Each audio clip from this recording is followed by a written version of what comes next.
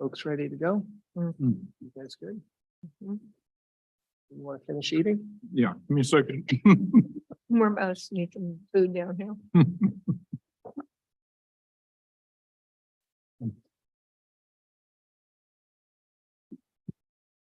Okay. Welcome, everybody. Thank you for being here and joining us, the Burlingame City Council. It is Tuesday, September 5th at 7 p.m. I call the meeting to order. And as always, we will start with the Pledge of Allegiance. And I'd like to ask Mr. James Pratt Young to lead us in the pledge. He will later on be accepting it and telling us about Recovery Happens Month and Suicide Prevention Month. Thank you, Mr. Pratt Young. Thank you. I pledge allegiance to the flag of the United States of America and to the republic for which it stands, one nation, under God, indivisible, with liberty and justice for all. Thank you very much. If the city clerk could call roll, please. Councilmember Stevenson, Present. Councilmember Ortiz, Present. Councilmember Beach, Present. Vice Mayor Coulson, Here. Mayor Brownrigg. Here.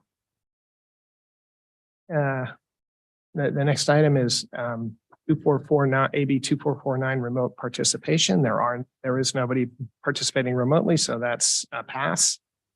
The next is a report out from closed session, but we had no closed session this evening, so there is no report out. And that takes us to upcoming events. There are several. I also want my colleagues to supplement this, but coming up are some real fun things. So over at the library, there's a couple of back to school things that are starting at both our library and our park and rec. So at the library, we have Homework Center starting back up on Tuesday, September 5th through Wednesday, December 6th. That's a lot of homework that can get done at the library if you choose to do it. We welcome kindergartners through 8th graders who will be paired with a teen mentor to get help with their homework on reading, writing, science, and math. It's Monday, Tuesday, Wednesday from 4 to 5:30 in the tech lab, which is on the lower level of the main library. So take advantage of that and give our teens something really cool to do as well. The Library Foundation is running a pop-up children's book sale on September 15th from 12 to 5 p.m. on the main library front lawn. And then an exciting event will be on September 15th at 4 p.m. when we will have the Albert ribbon cutting and naming ceremony. And so please come along and enjoy this wonderful sculpture that many of you, maybe all of you have already seen in the center of our main library. That will be a lot of fun.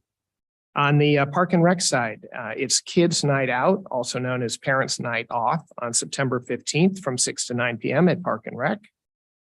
We are doing our next movie in the park on September 8th at 7:40 p.m. in Washington Park. The movie is Turning Red. It is the family campout, September 22nd into the 23rd in Washington Park. That one you have to sign up for and space is limited. So go ahead and sign up. It's a lot of fun, especially if you have little kids. And then finally, we are starting back up with Kids Town, which is a drop-in play session from 9 to 2 p.m. Monday through Friday in our community center. So those are the items that I have upcoming. Yes, Vice Mayor Coulson. Thank you. So I have one for the Burlingame Parks and Recreation Foundation is sponsoring a pickleball palooza on Sunday, October 8th from 10 to 2 p.m. There will be lessons for beginners, paddles will be provided, round robin competition for experienced players. It'll be at Washington Park and you can register. You can go online and register at our burlingame.org website or call over to the main office at the 558-7300 number and register a team or register yourself. All funds, I believe, go to the foundation. Excellent. Thank you very much. Are there any other upcoming events that people would like to notify the public about? Seeing none, we'll move on. And that takes us to disclosure of SB 1439 conflicts. Thank you, Mr. Mayor. Just for the record, there's a law in Sacramento that elected officials who receive campaign donations greater than $250, if they pose a potential conflict on an agenda item, have to disclose that at the beginning of a meeting. For the record, I am not aware of any of conflicts that equate to a conflict under 1439. If any member of the public is, please let the city clerk know. Thank you so much. Thank you very much. So that takes us to our first, and actually I think tonight our only presentation. But it's a really important topic. There are actually two proclamations that we've signed tonight on behalf of the Burlingame City Council, each recognizing September in an important way. One is called Recovery Happens Month, and the other is Suicide Prevention Month. And I'm going to invite Mr. Pratt Young to come and accept these proclamations in a minute. But where, with respect to Recovery Happens, as people know, I don't tend to read these things verbatim. But what I like on this proclamation is that it's the way it concludes, that prevention works, treatment is effective, and recovery is possible. People can and do recover. And I think that's super important to remember that behavioral health, which is essential to overall health, is something that we can do something about, whether it's for ourselves or for our family members, for our friends, for our neighbors. We just need a little bit of encouragement, and we need to reduce the stigma that sometimes attaches to that. And associated with this proclamation is Suicide Prevention Month, which is the month of September. The proclamation notes that in 2022, 67 people died by suicide in San Mateo County, and over 13,000 calls were received by the San Mateo County Crisis Line. So it is a serious matter, and I'm very glad, as the whole council is, that we are paying attention to this issue. Mr. Pratt Young, I invite you to join us at the podium if you'd like to share any thoughts or work that you're doing. Please. Thank you, Mayor Brownrigg. At this time, I'd also like to invite, if there is somebody representing Suicide Prevention Month, if they would like to come up as well. I am here as a representative of Voices of Recovery San Mateo County, representing Voices of Recovery and the Recovery Happens Committee. And I would like to thank everyone here for joining us to proclaim September is Recovery Happens Month. Voices of Recovery, in collaboration with community members and the San Mateo County Behavioral Health and Recovery Services and the Offices of Diversity and Equity, come together each year to increase public awareness surrounding substance use and mental health recovery. Together, we continue to bring awareness that people can and do recover. During the month of September, hundreds of people across the country will gather to reduce the stigma of substance use and mental health challenges, and celebrate the accomplishments of those entering recovery and beginning a fulfilling life, not only in San Mateo County, but recovery programs all over the country will raise awareness about recovery and share the positive stories of transformative life. So thank you again for your amazing proclamation that September is Recovery Happens Month in 2023. We encourage you to promote our theme, recovery is for everyone, every person, every family, every community. And we hope you will continue to support our events throughout the month of September, including our next event, Recovery Breakfast and the Filomeno Walk of Hope, beginning at 7:30 a.m. on Tuesday, September 12th at Mezzies Park in Redwood City. Thank you.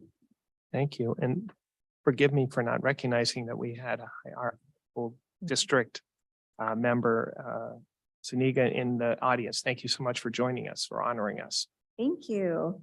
Good evening, Mayor Brownrigg, Vice Mayor Coulson, council members, staff, and members of the public. My name is Ligia Andrade Zuniga. I'm not only a volunteer with the Suicide Prevention Committee, but I'm also the current Vice President of the San Mateo Union High School District Board of Trustees, like you said. As such, the views that I'm going to be expressing aren't always the same views of the entire county, but I am here and representing everybody. Thank you very much for joining the county and your neighboring cities and towns to proclaim September as Suicide Prevention Month. I'm honored to accept your proclamation on behalf of the committee. I encourage you and your residents to promote this year's theme, Share Hope Together. The act of sharing, whether it's through sharing stories, your time, resources, or your experiences, can serve as a powerful tool in suicide prevention.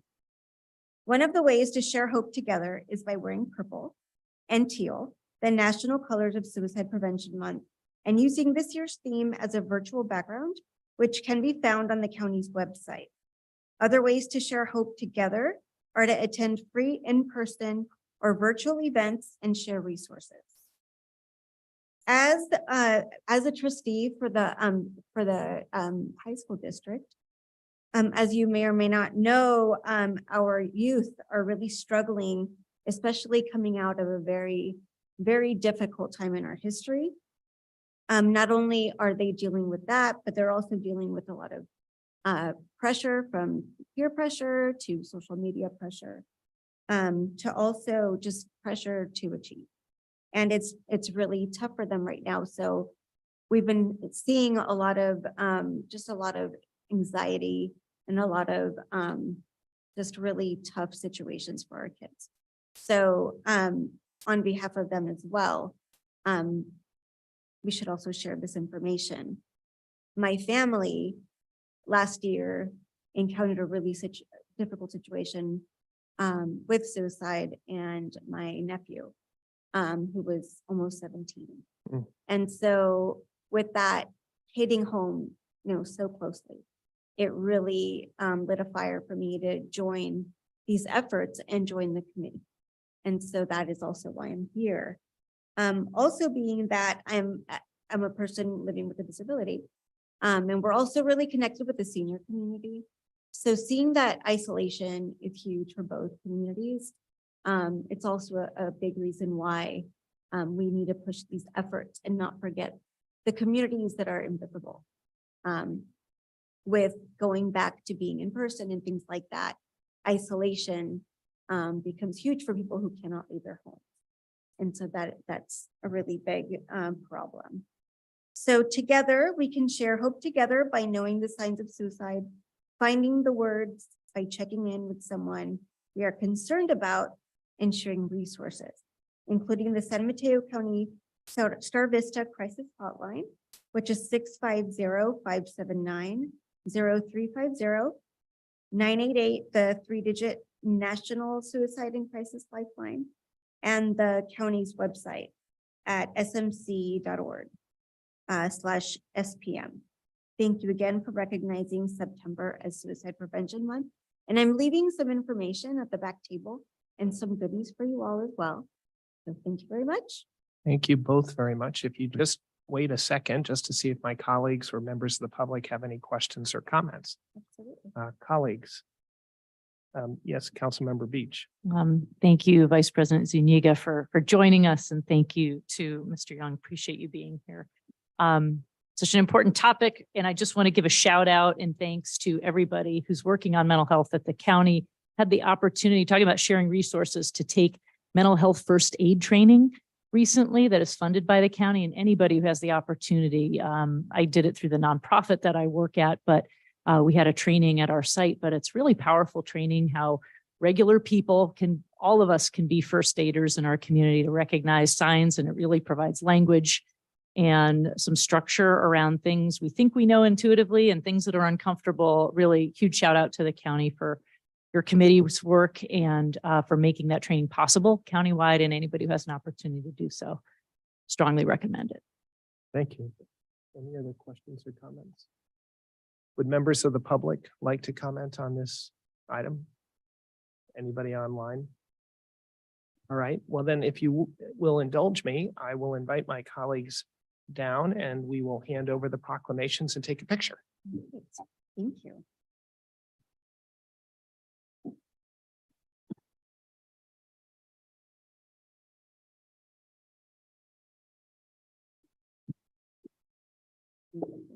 You tell us what about.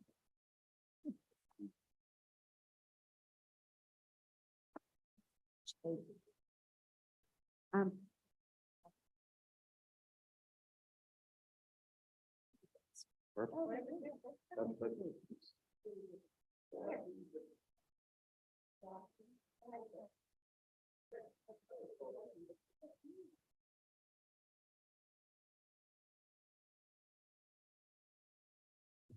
Thank you so much.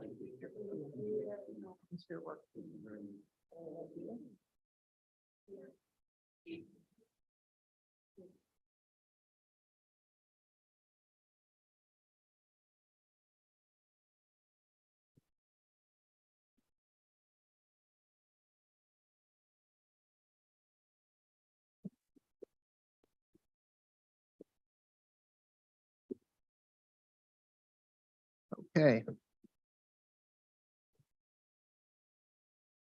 That takes us into public comment. This is the point in our proceedings where we entertain comments from members who are here, members who might be online on a subject that's not on the agenda. If you have comments about an agenda item, please hold it for that agenda item. With respect to comments that are made during public comment period, we're not allowed to respond because it's not on the agenda and that's against the rules according to the state. So with that, I'll open it up for public comment. Would anyone like to join us at the podium? Please.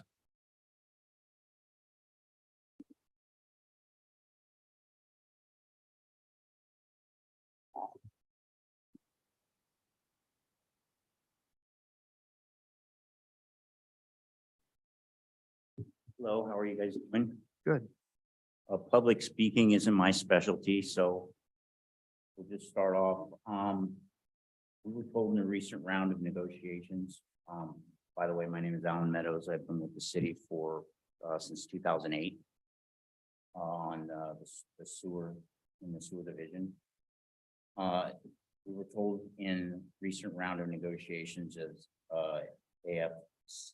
AFSCME representative, Burlingame employees, that our time and experience working here doesn't matter as much as these are dispatch.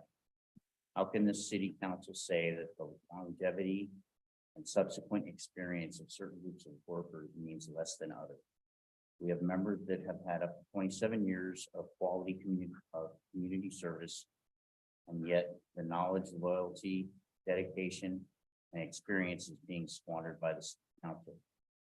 The police and dispatch unions both received a 2.5 longevity pay bump after 10 years of service, yet the people who operate the critical infrastructure of the city were told by this council representative that you as the city council don't value us enough to give us the same treatment. How can you sit there and tell us time and time again that you hear us and you appreciate us, and then tell us that our experience and years of service have no meaning? Actions always speak louder than words, and your actions reflect your true feelings toward us. Thank you for your time. Thank you, Mr. Meadows.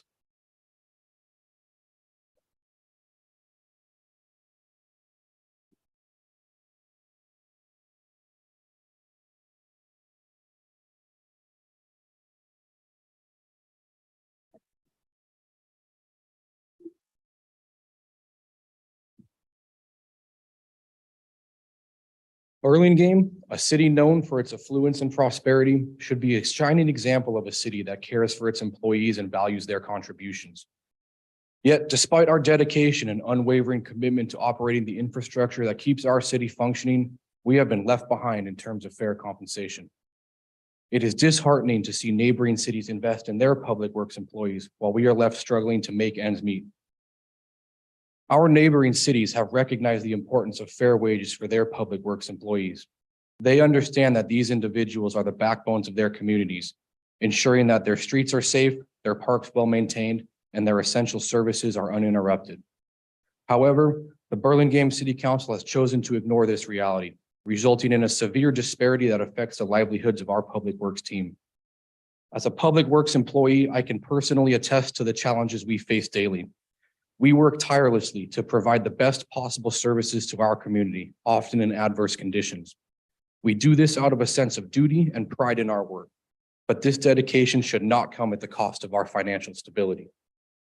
While we applaud our neighboring cities for recognizing the importance of fair compensation, we can't help but feel abandoned by our own city council.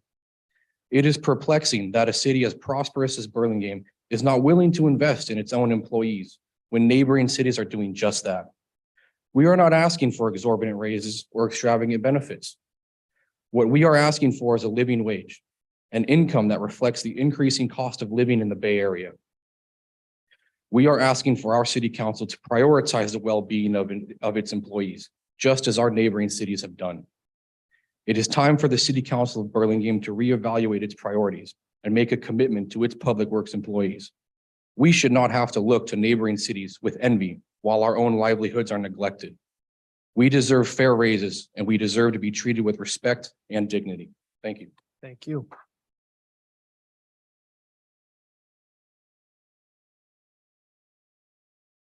Would anyone else like to offer public comment? Seeing none, I'll close. Oh, sorry, there's somebody online. We have several emails that have come in. The first one is from Jennifer Pfaff. He states, we have family visiting from Germany, and so I'm unable to attend tonight's meeting. Rather than comment on any specific item, I wanted to make a general comment that I hope will be of some use. Our German family was last in Burlingame over 20 years ago. Some members were just young kids at the time. Upon their arrival this time, the first thing they commented about were the eucalyptus, their favorite trees, and how these retain a significant presence in our city. The second comment was related to the beautiful European-like downtown they'd remembered in its previous 1970s era iteration. Though it felt like a slice of Europe even back then, the cobble-like pavers set in widened sidewalks, beautiful landscaping, and even the COVID-induced parklets have managed to channel an even better version of itself without losing the historic feel and sense of a place that ground it, setting our city apart from others. Amazing, the scope and presence of the developing post office project did not elicit the gasps I'd anticipated. This project too reminded them of similar projects in downtowns throughout Europe that are balanced in by significant open space for the community to enjoy. Whether related to trees and streetscapes, public art, community events and offerings, a sense of continuum and thoughtful planning has been Burlingame's most valuable asset, paying dividends that last for generations. The effort is indeed felt and noticed by others who come and go, even if we residents may sometimes take it for granted. Our next comment comes from Tim Healy. He says, distinguished council members, my name is Tim Healy and I've been employed by the City of Burlingame Public Works for 27 plus years in the street and sewer division. My union brothers and I are asking you to bring our wages back to a more consistent standard within our industry. We are also far behind cost of living adjustments. The wage increase offer you have made to our membership for the next 3 years of our contract is, to say the least, disheartening. We hear you was Mayor Brownrigg's response to our members when we first addressed the council for a fair contract in June. We can only assume he was speaking for all of the council members. The first offer after the June meeting to our membership was 7% over 3 years, and nothing more, we might add. No retro pay, no cert pay, no longevity pay, etc. It is clear that the mayor and the council didn't hear us. So once again, we ask the council to listen to our concerns and support our efforts in getting a fair contract. You are the ones that can make this happen. Our next email comes from Robert. He says, my name is Robert Alden, and I'm a lead worker in the water department. I take a lot of pride in being a lead water distribution operator for the city, and have been in this position for over 8 years. We operate one of the most important utilities within our city. We provide our citizens with safe drinking water, an essential resource. Not only do we provide citizens with drinking water, but the water they cook with, clean with, shower with, and irrigate with. Without our certified water distribution operators in our water department, the citizens of our city would not have the high quality customer service or emergency response that they receive from us. Our water distribution operators have to obtain state licenses issued by the California State Water Resources Control Board. Once these licenses are obtained, we need to maintain them with continued education. Our experience in the field does matter. We are the ones that are responding to emergencies and customer inquiries. We are the ones that ensure the city's water distribution system is running efficiently and that the water is of the highest quality. We cannot retain water distribution operation because we are not being valued as such or being paid what we are deserved. We cannot attract new talent because we're titled as maintenance workers and not as water distribution operators, what we actually are. Again, I cannot stress this enough. Our experience matters and we deserve to be recognized, compensated, treated as valuable employees to the city of Burlingame. Our next email comes from Dickie. He says, I would like to emphasize my gratitude and thanks for your team members' fidelity. On August 8th, 2022, Park Supervisor Rich Holes received an email from an SF resident. It read in part, I would like to emphasize my gratitude and thanks for your team members' fidelity and honesty, who were very helpful in returning my iPad to me when I lost it last night in Burlingame. Jorge and Dickie found my iPad and ran the extra mile in trying to find my contact info from the internet and then called my company for my info, which was really appreciated. A lot of people would not do that or even bother doing anything about it, or even they would steal the item. But your team members did not and chose the right way. Even when I tried to invite Jorge and Dickie for a drink or something as an appreciation, they refused if they had some work to do. Thank you again. That was helpful. You guys are awesome. You made my day.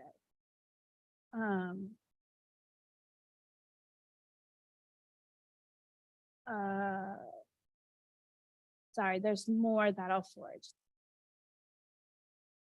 But he gives two examples. He says the above show not only do we care about how the parks look, but we also take care of the public that live, work, shop, and or play in Burlingame. As inflation continues to rise and other cities along the peninsula compensate their employees, the city has fallen behind. As more and more employees continue to leave for greener pastures, the city will continue to fall behind and will never be able to compete with other Bay Area cities. The city will not only lose skilled, competent professional workers, they will also lose employees that truly care about this city. And I have one more email.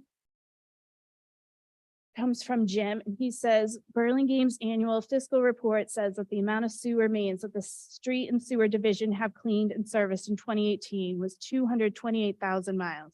That number today is 440,000 miles, which is almost double the work spent to do this work. Burlingame's annual fiscal report also states that our number of service calls the street and sewer division responded to has risen from 300 in 2019 to 850 in 2022. Which is almost triple the amount of calls. Our day-to-day tasks have multiplied in this time, and we have not had a sufficient pay increase to show for it, which explains our low retention rate as well as our low quality and quantity of applicants. In the last council meeting, some of the council members were impressed with the response time of the county mosquito abatement company's next business day response time, when our response time is 30 minutes, which is 48 times faster. I'm concerned for the future of the employees and infrastructure of this city. And that is all the emails I have, and I don't see any hands raised. Okay. Thank you very much. Thank you all for being with us. That takes us into our consent calendar. We have 5 items on the consent calendar this evening. Does anybody want to pull an item off? I'd like to briefly, and I mean briefly, discuss item 10C. Would any member of the public like to pull an item off? Seeing none, then I'd welcome a motion to approve item 10A, B, D, and E. So moved. Second. Motion by Councilmember Ortiz, seconded at the bell by Councilmember Beach. We could do a roll call vote, please. Councilmember Stevenson, Yes. Councilmember Ortiz, Yes. Councilmember Beach, Yes. Vice Mayor Coulson, Yes. Mayor Bradley. Yes. That takes us to item 10C, and I won't make our Director of Public Works do a staff report. This happens to be an overview of how we're going to meet water needs of some new development over on the Bayside. And my main reason for pulling this is because I think it's just unfair and intellectually dishonest for consultants to just state that using the Bay Delta plan will result in, for example, 53% shortfalls. The math is faulty. We've talked about this. It's at least subject to debate. And so I think a lot of the statements in that report, which made it sound as though there are so many objectionable ways that it was worded, but most importantly, the notion that we are absolutely going to run out of water if we try to put more water into rivers is simply not true. It is not adjusted for declining population rates in the state of California. In the most recent adjusted forecast, which the consultant didn't use, to use one from 2020, the state of California, or at least the Bay Area, would be fine for 25 years, even with the Bay Delta plan in place. Because population growth is not what the state economist was thinking it would be 5 to 10 years ago. So I really just needed to call that out. Obviously, it's a good solution to this particular project, and I have no problem with the project. I just wanted to put that in the record. So I have to, of course, open it up to my colleagues in the public because I put this on the agenda. So if anyone else would like to offer any thoughts, I'd welcome them. So I guess I'm just curious, like, is it just a comment for the record, or is there anything you want done in the report or resolution? From a pragmatic point of view, and I think our city and council have always errs on the side of pragmatism, which I appreciate. It reaches the right answer, which is these projects can help mitigate the water shortage by putting a bit of money in. And there are ways to avoid any really significant problems. It's the intellectual approach that I find. From the third-party consultant. Right, Is that exactly. what you're saying? Yeah. Yeah. So that's the part that I wanted to And- put on the record. And I think that's, I'm sure that there's arguments on both sides, right? That's probably where we come out and. Which is true. Right. And so therefore, if you're going to make a flat statement, you should, I think, caveat it by saying certain estimates are that this might be problematic. Other estimates are it won't be any problem at all. But the way it's written is it's an assertion of truth, an assertion that if we do. I think, Michael, what I would suggest then is that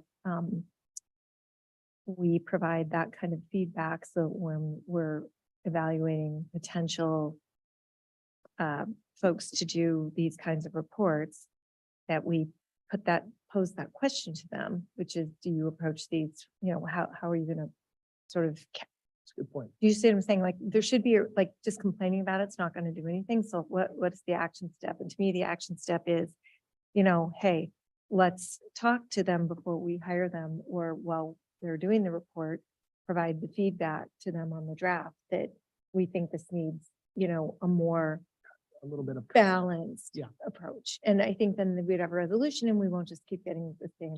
I appreciate that. I think that's a good suggestion. I will let Director Murtuza comment in a minute, but any other comments from my colleagues? Yes, Director. I agree. I think we owe the transparency, and anytime there is an assertion that needs to have what's behind it and where are the things that may require further discussion or further investigation so that we're informed. I mean, the whole key is to be properly informed so we can make pragmatic decisions. So. Thank you. Before I open it up for the public, Director Murtuza, I know obviously you look at this very carefully as well. Thank you, Mr. Mayor. I first and foremost, I like to make introductory comment that I'm not defending the consultant. The premises the consultant has to work is the approved urban water management plan, which was done back in 2020. And that plan called for these 3 scenarios, and that was available at the time from SFPD. And by law, we are required to use whatever water that San Francisco tells us that we should be using it. And based on that, these scenarios are produced. However, I would like to offer that in the future, as we are looking at the updating our urban water management plan, we question these assumptions from San Francisco if they continue to be the case in the future. And then also we can differ from San Francisco if the council should choose to do that. And then we can, obviously, we amongst the professionals, we have difference of opinion as to how much water may be available during droughts and all that. And then also it's subject to negotiations amongst all the BOSCA members. So there's a lot of room to play. But the document that you have before you is based on the very conservative information given by San Francisco.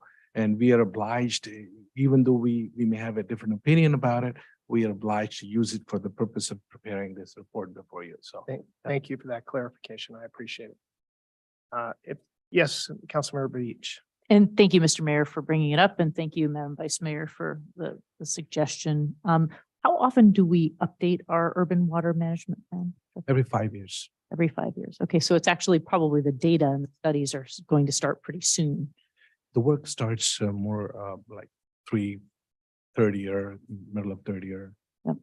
Well, I appreciate the presentation that Mayor Brownrigg brought to the council on, different viewpoints, and look forward to continued discussions and learning. So thank you very much. Mayor, Yes, sir. so, listen to everybody talk. We do have the option of not approving this report and send it back to have them add something or a mention of what you just said, or that just to state the fact that there are differing opinions. So, Mr. Martusa, what would happen if we sent this back? So again, I'd like to clarify that the concern that the mayor brings is about the Bay Delta. And today, this report is not approving or disapproving about Bay Delta. This is not about Bay Delta. Bay Delta is a bigger issue that mayor is concerned about how it's being projected. However, this report is primarily to the development. So it has it references Bay Delta, but it as one of these scenario, but it is not. There's no functionality to the Bay Delta as part of approving this report. That's. And I appreciate your question. I think in light of, I think the only people that would be really affected by delay would be the project developers, and there doesn't seem to be a reason to do that, to fall on our sword on that. Because as Director Martusa says, this is not assuming the Bay Delta plan. The part that I just didn't appreciate was the notion that if there were a Bay Delta plan, there'd be all of these horrible outcomes. And that's where experts disagree. And that was, but I think the Vice Mayor's solution is a very pragmatic and good one. So, but thank you, Mr. Ortiz, for suggesting that. I'm going to open it up for public. I know we're in the weeds of water plan, so, but would anyone else like to comment? Okay, seeing none, close the public hearing. In order to keep the wheels of government moving, I will make a motion to approve of the adoption or the resolution approving a water supply assessment for the private development project at 1499 Old Bay Shore Highway. Second. A motion by the mayor, seconded by Councilmember Stevenson. If we could have a roll call vote. Councilmember Stevenson, Yes. Councilmember Ortiz, Yes. Councilmember Beach. Yes. Vice Mayor Coulson, Yes. Mayor Brownrigg. Yes. Thank you. Thank you all for indulging me on that. That takes us to our public hearings, and we have four. Well, actually, they're not all public hearings, but we have four really interesting topics this evening. And the first one is We have a public hearing before those four staff reports. yes, I know that. And they're actually right. There are four staff reports. We have five interesting topics. The first one is a continuation of our Peninsula Tourism Marketing District ordinance. Who's got this one? Our city attorney. I'll take it, Mr. Mayor. Thank you. So we're back in front of you again, hopefully to close out this process that you're all very familiar with. I will have a very, very brief staff report for you tonight. So what you're asked to do tonight is take two actions. One is to adopt the second reading of the ordinance establishing a new chapter in our municipal code to allow for the establishment of the San Francisco Tourism Marketing District.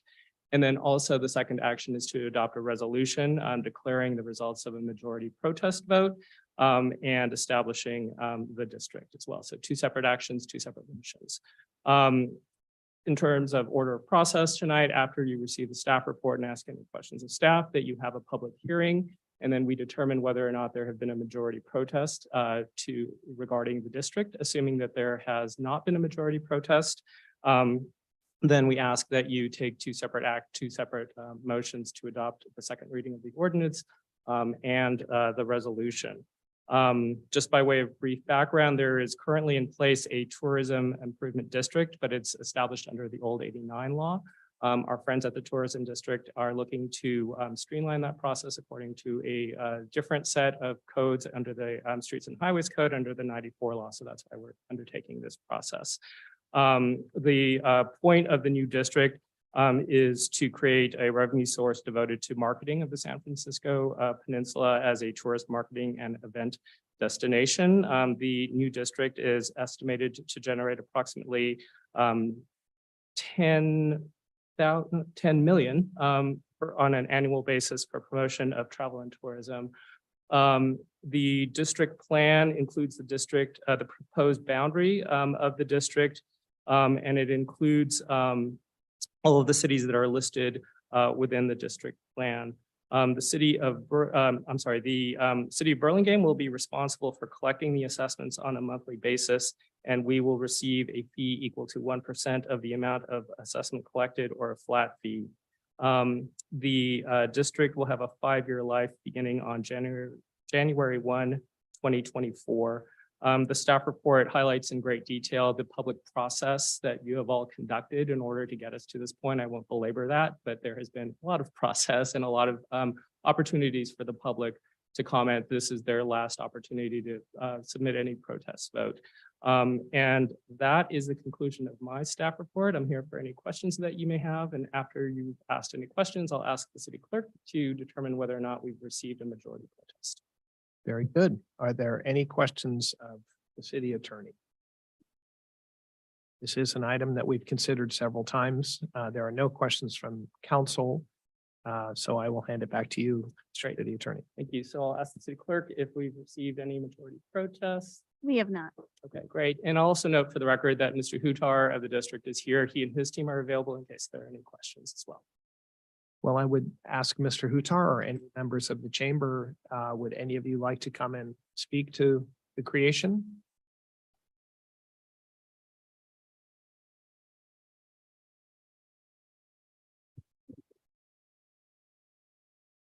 I guess please come and join us.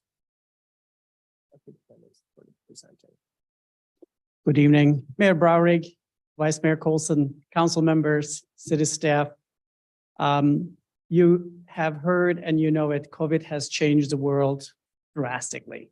It did not spare the service industry and the hospitality industry. And we have been dependent on outside factors, outside of the peninsula, what's happening in north of us, south of us, east of us, west of us, what's happening in SFO. And tonight, hopefully, we're going to change that forever.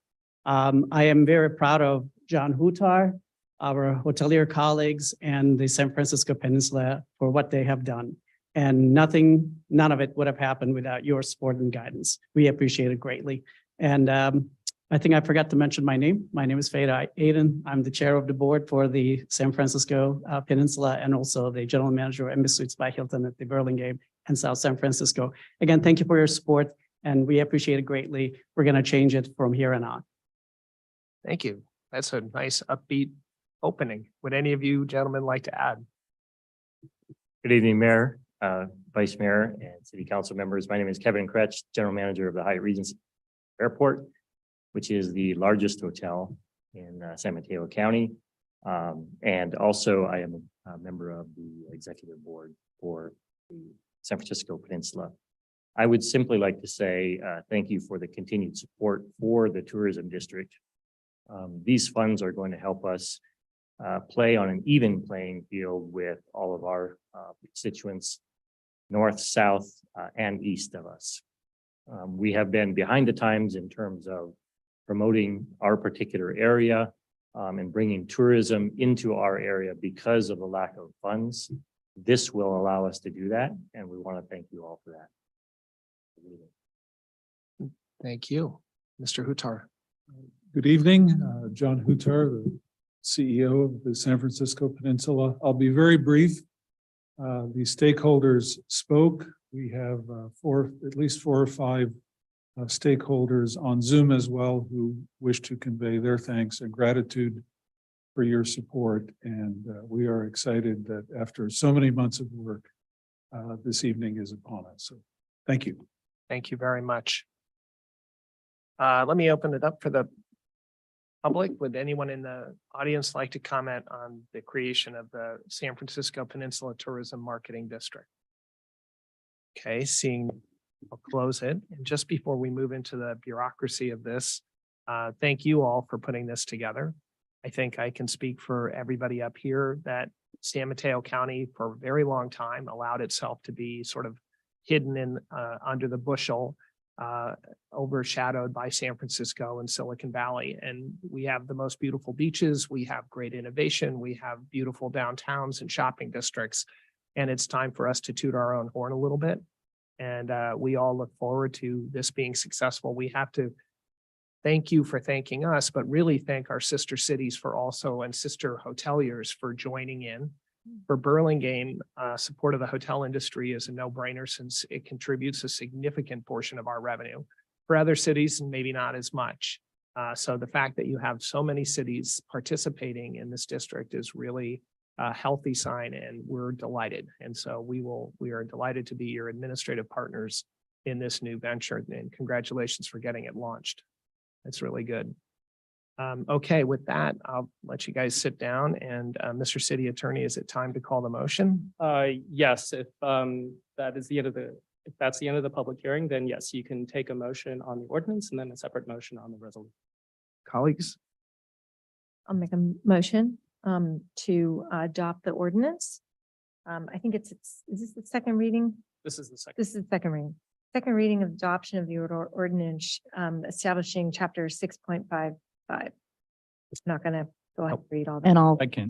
Okay, thank A motion by the Vice Mayor and seconded by Councilmember Beach. If we could have a roll call vote.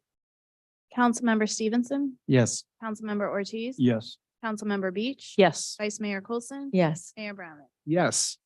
And that takes us to the second resolution that we need. Mr. Stevenson. Would you care to make a motion? I'll make a motion for the adoption of the resolution of the City Council in the city of Burlingame, declaring the results of the majority protest proceedings and establishing the new San Francisco Peninsula Tourism Marketing District. Woohoo. Second. Motion by Councilmember Stevenson, seconded by Councilmember Ortiz. If we have a roll call. Councilmember Stevenson, Yes. Councilmember Ortiz. Yes. Councilmember Beach. Yes. Vice Mayor Coulson. Yes. Mayor Bradwick. Yes, congratulations. Okay, that maybe have gone over the heads of many people in the audience. Been a lot of work. That takes us into our staff reports. I'm going to do a quick show of hands. How many people are here for the tree reason? How many people are here for the North Rollins Road plan? Okay, with my colleagues' permission, I'm going to move to the tree item because that's why our friends and residents and neighbors are here. Sure. Most of them. Sorry for not thinking of that ahead of time. So that would take us then to, we're going to start with item 10 or 12C, which is consideration of a resolution to modify the themed block tree species for the 1,500 to 2,000 blocks of Easton Drive. And thank you, Mr. Holtz, for your flexibility. Sure, that's no problem. Thank you, Mayor Brownrigg and fellow council members. Appreciate the opportunity to share with you some discussions that have been occurring at the beautification level. Are you okay driving?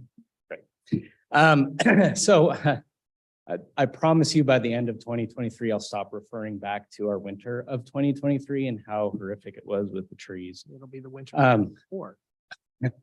Let's hope.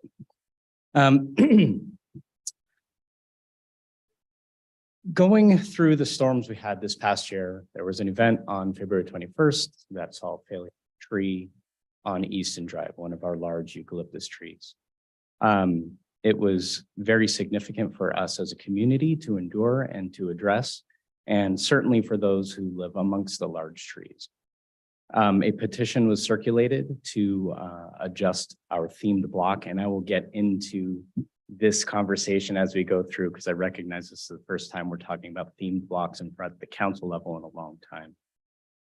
Could you change the slide? Thank you. So a little bit about the history of Easton Drive. I'm sure you all know very well, but there are some very mature eucalyptus trees that line the street. These were planted by John McLaren, 1870s, 1880s, famed Golden Gate Park landscape.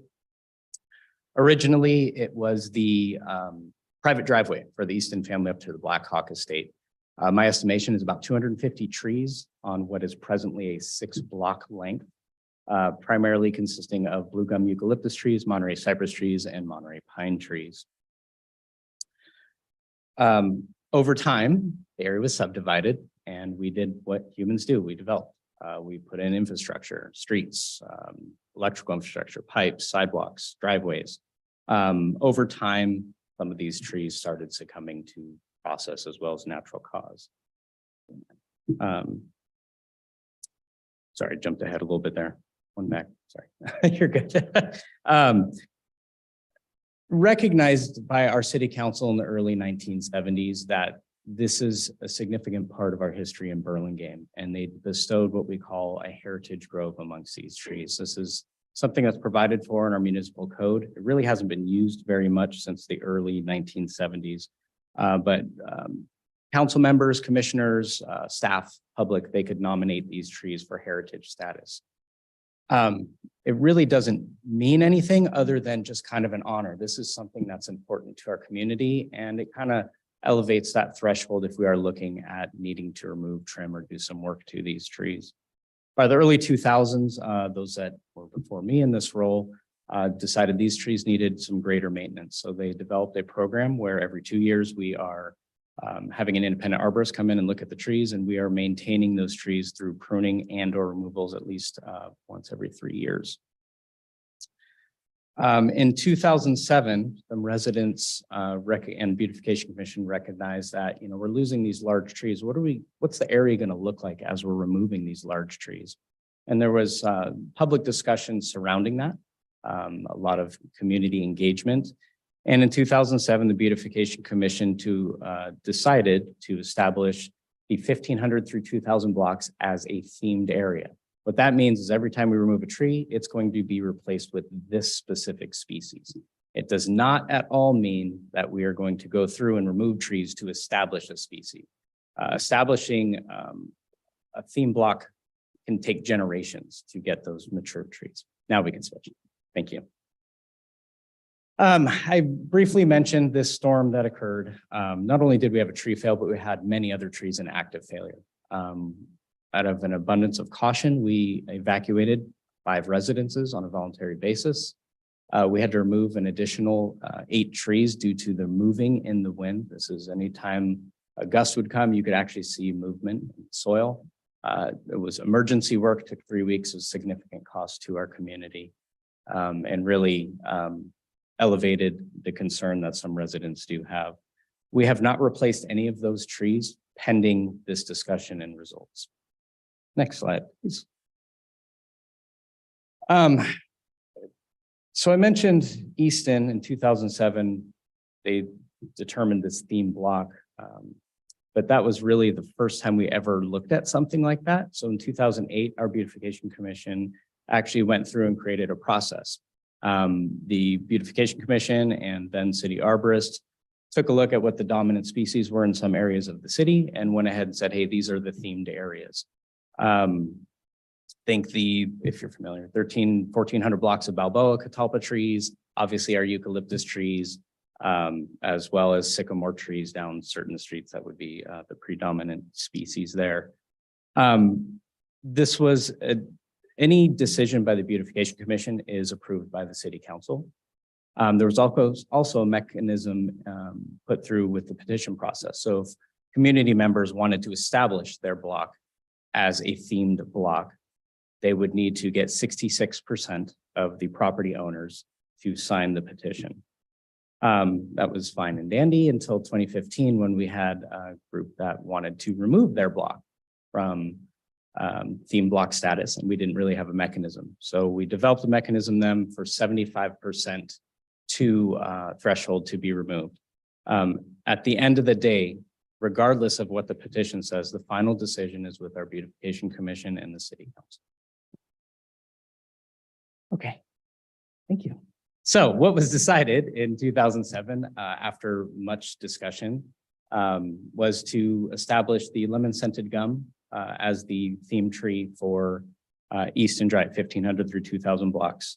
This is a cousin of the eucalyptus tree. Smaller, there's some benefits to it. It has some great benefits like other eucalyptus trees, like they are very well suited to our climate. They are drought tolerant. They have low infrastructure conflict in terms of root infrastructure conflict. This species in particular is aesthetically valued as a striking white bark, and it tolerates pruning well, has a long life expectancy, other similar ecological benefits to other large trees. On the challenge side, similar to other eucalyptus trees, they can have a greater likelihood of losing large branches at maturity. Like other eucalypts, they are shallow rooted. They can be a host for psyllids, but so can a lot of other trees. And because of that beautiful bark, it's also a nice canvas for what some of our teams would say are artwork, but we don't want that to happen. We have two different things going on. We're talking about theme block here, but we are also addressing some of our large eucalyptus trees throughout the city. By November, we anticipate that only 15 large eucalyptus trees will remain on these 6 blocks of Easton Drive. Since 2007, we've only planted 15 of the lemon scented gum on these blocks. But we believe there's going to be 25, 30 plus sites available. So a decision will significantly change what this area is going to look like. And the reason for this kind of range of how many get planted depends on what we decide to plant out there. If you could change the slide, please. Thank you. So just quick review, this is highlighted homes or properties are the ones that supported the petition. There is an error at the top. It's actually the 16, 1700 and 2000 block. The 2000 block petition final signature came in after that was created. But this kind of creates a challenge here because you have 3 blocks that met the 75% threshold and 3 blocks that did not. And the petition itself did not specify a species. Mr. Holtz, would you Yes. entertain a question? Yep. Which, we're looking at this slide here. So Balboa to Cortez is the what 100 block? Balboa to Cortez would be the 1600 block. Okay. There's 1500. Yeah, so at the top of the screen, there would be El Camino. 15, 16, 17, 18, 19. Yes. Okay. I misspoke, I think. So 16, 17, and 2000 blocks. I think I said 15, 16. 16, 17, and 2000. Okay. Yep. It wasn't marked on the map. Yep. Yeah, no, that's helpful. Yeah, thank you for the question. Appreciate that clarification. Yeah, can I ask the question, Mr. Mayor? Please. So just to clarify, the people who voted to change it doesn't mean the people who are not highlighted voted against it. It could be that They did not sign the petition. they didn't sign the petition. Yes. So, and we've heard a lot of public comment regarding the petition being circulated during a fearful storm and people being scared or not sure what they're signing. Other people may not have had access to the petition who would have wanted to sign the petition. In any case, those are the actual signatures verified as the property owners that we have. So we took this information and we did a presentation at the Beautification Commission in early June. Lot of public input. Those who were adamant that we not plant another eucalyptus relative on the street, and those who are saying, let's honor this work that has happened over the years and back in 2007 and create a new, safer grove there as compared to the blue gum.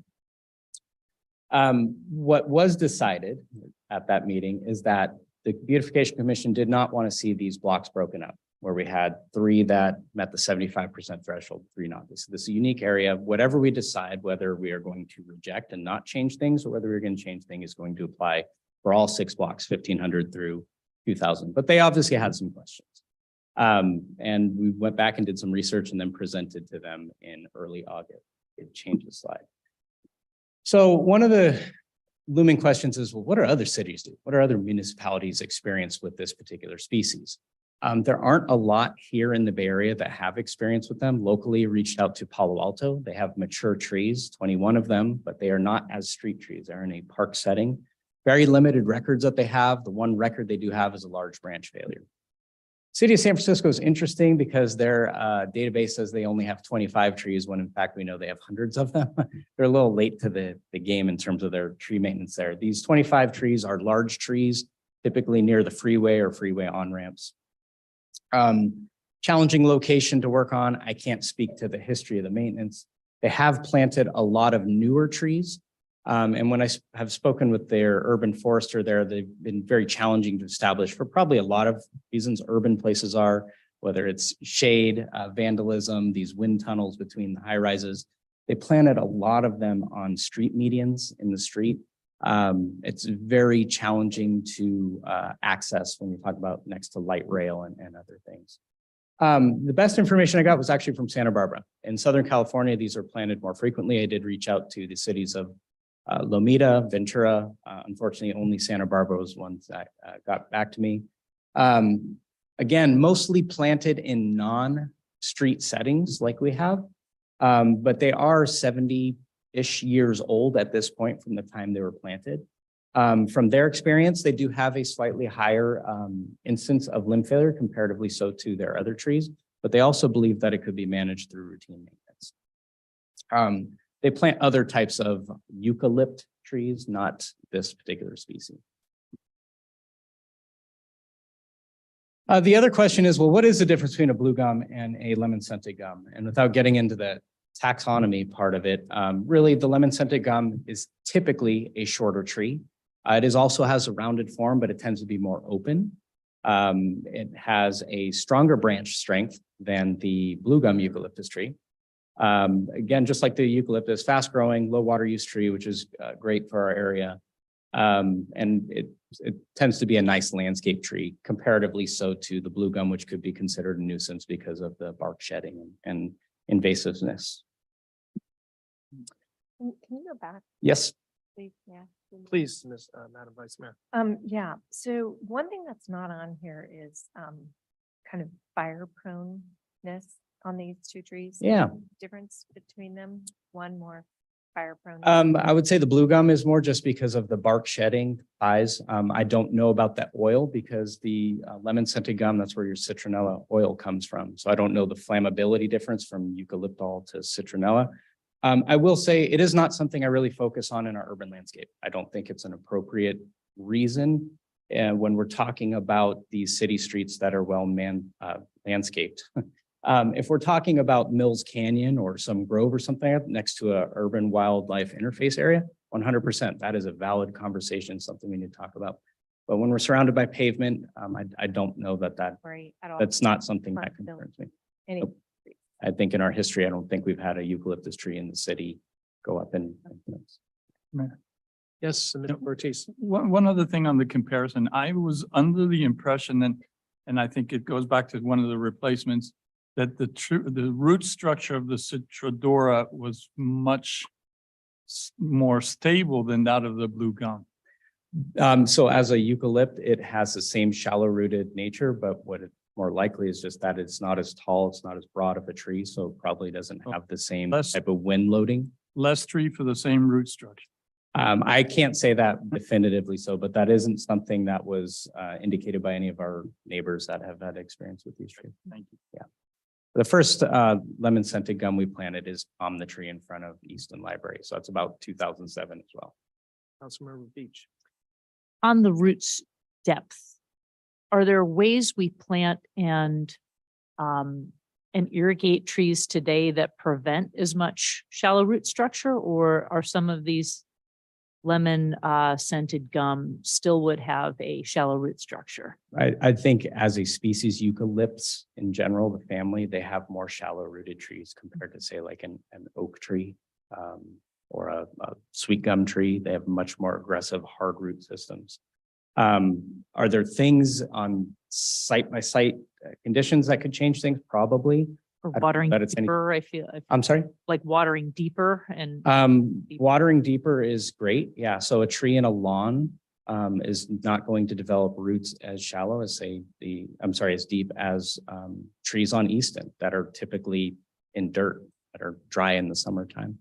It brings a whole nother thing, and we need to water these trees when we're planting them. But yeah, it's just something that's very common for this species, for this family.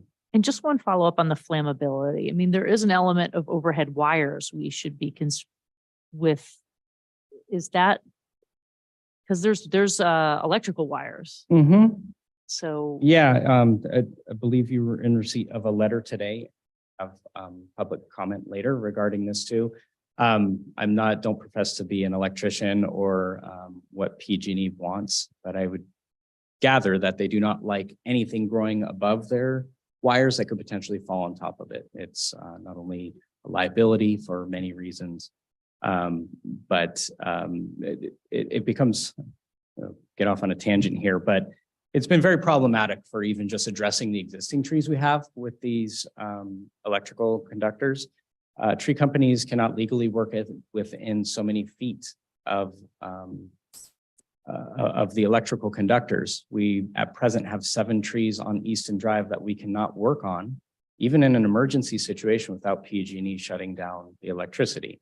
We've been working with them since early June, and the best we have right now is October. We can get a couple of days of shut off to work on these trees. It was incredibly difficult during the February 21st storm. Many of you know, Director Martuzza was fantastic at, and all of you for working your channels and get in touch with PG&E, telling them not to turn the power back on so we could actually get out there and do the work. So growing above the wires, I'd really leave that to the utility foresters, but generally that is something that they shy away from. They see more directional pruning away from the wires. So that way, if a branch did fail, it's going to fall away from the electrical conductors.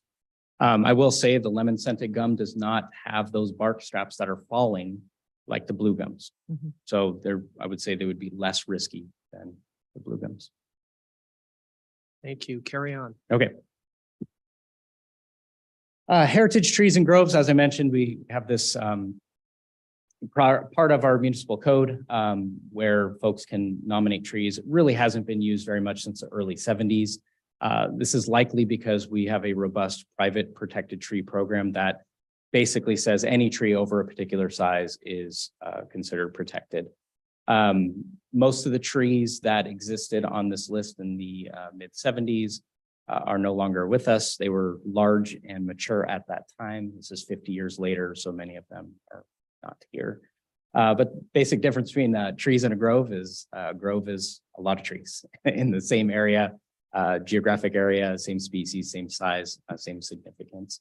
The areas that we do have established as groves, the 1400 blocks of Balboa, Easton Drive, El Camino, the Frankard Grove, which is eucalyptus trees along the train tracks, Burlingame Avenue on the south end, and then we also have the palm trees on East Carroll and Carroll Avenue. Next slide. So we received this petition, and the petition basically, it didn't say what tree they would like things to be changed for, but they wrote in the petition a native tree that is shorter in height, easier to maintain, and sustainable. Right? We want our cake and eat it too. There's not a magic bullet for any of these challenges. Let's start with the native part. On our current city street tree list, we have 25 species, only one is a native tree. So these trees have been selected because they're what work for us with low infrastructure conflict. They don't create pests, all this kind of stuff. So native is a little challenging to come up with. California natives, just because it doesn't mean it's native to right here in Burlingame. It could be native to Southern California. You can have that debate if you feel it's appropriate in this area or not. Easton planter strips were made intentionally wide. Our city right of way in most areas, and this is a very rough number, it's 10 feet from the curb in. On Easton, it's 28 feet. And this was to accommodate these large trees that were there. So those are something that should be considered as well. We do have this heritage designation. We do have our Easton Reforestation Plan from 2007. These are important things that, councils before you all, staff before me, felt were very important, and they should help guide our decision here as well. And then the other part is that originally the planting did use a 3 evergreen species pattern when they were planting. And you'll see when we go forward, that is something that I have proposed. Next slide, please. So we looked at some alternative species that might fit the bill for what the petition was. You know, for better, for worse, there are challenges with each tree there. I have some personal favorites, but didn't feel that they would really fit the bill and meet what the expectations were. I am comfortable recommending, or I was comfortable recommending to our beautification commission, the Corymbia citriodora, the lemon scented gum that was vetted by our beautification commission 2007, as well as incorporating 2 additional trees that exist on our present street tree list for large planters. That is the camphor tree and the coast live oak. Next slide, please. So coast live oak, I'm sure everyone here is familiar with it. I mean, this is our native tree. Mr. Holtz, may I just make sure this is if we were to go down the path of having 3 trees, right?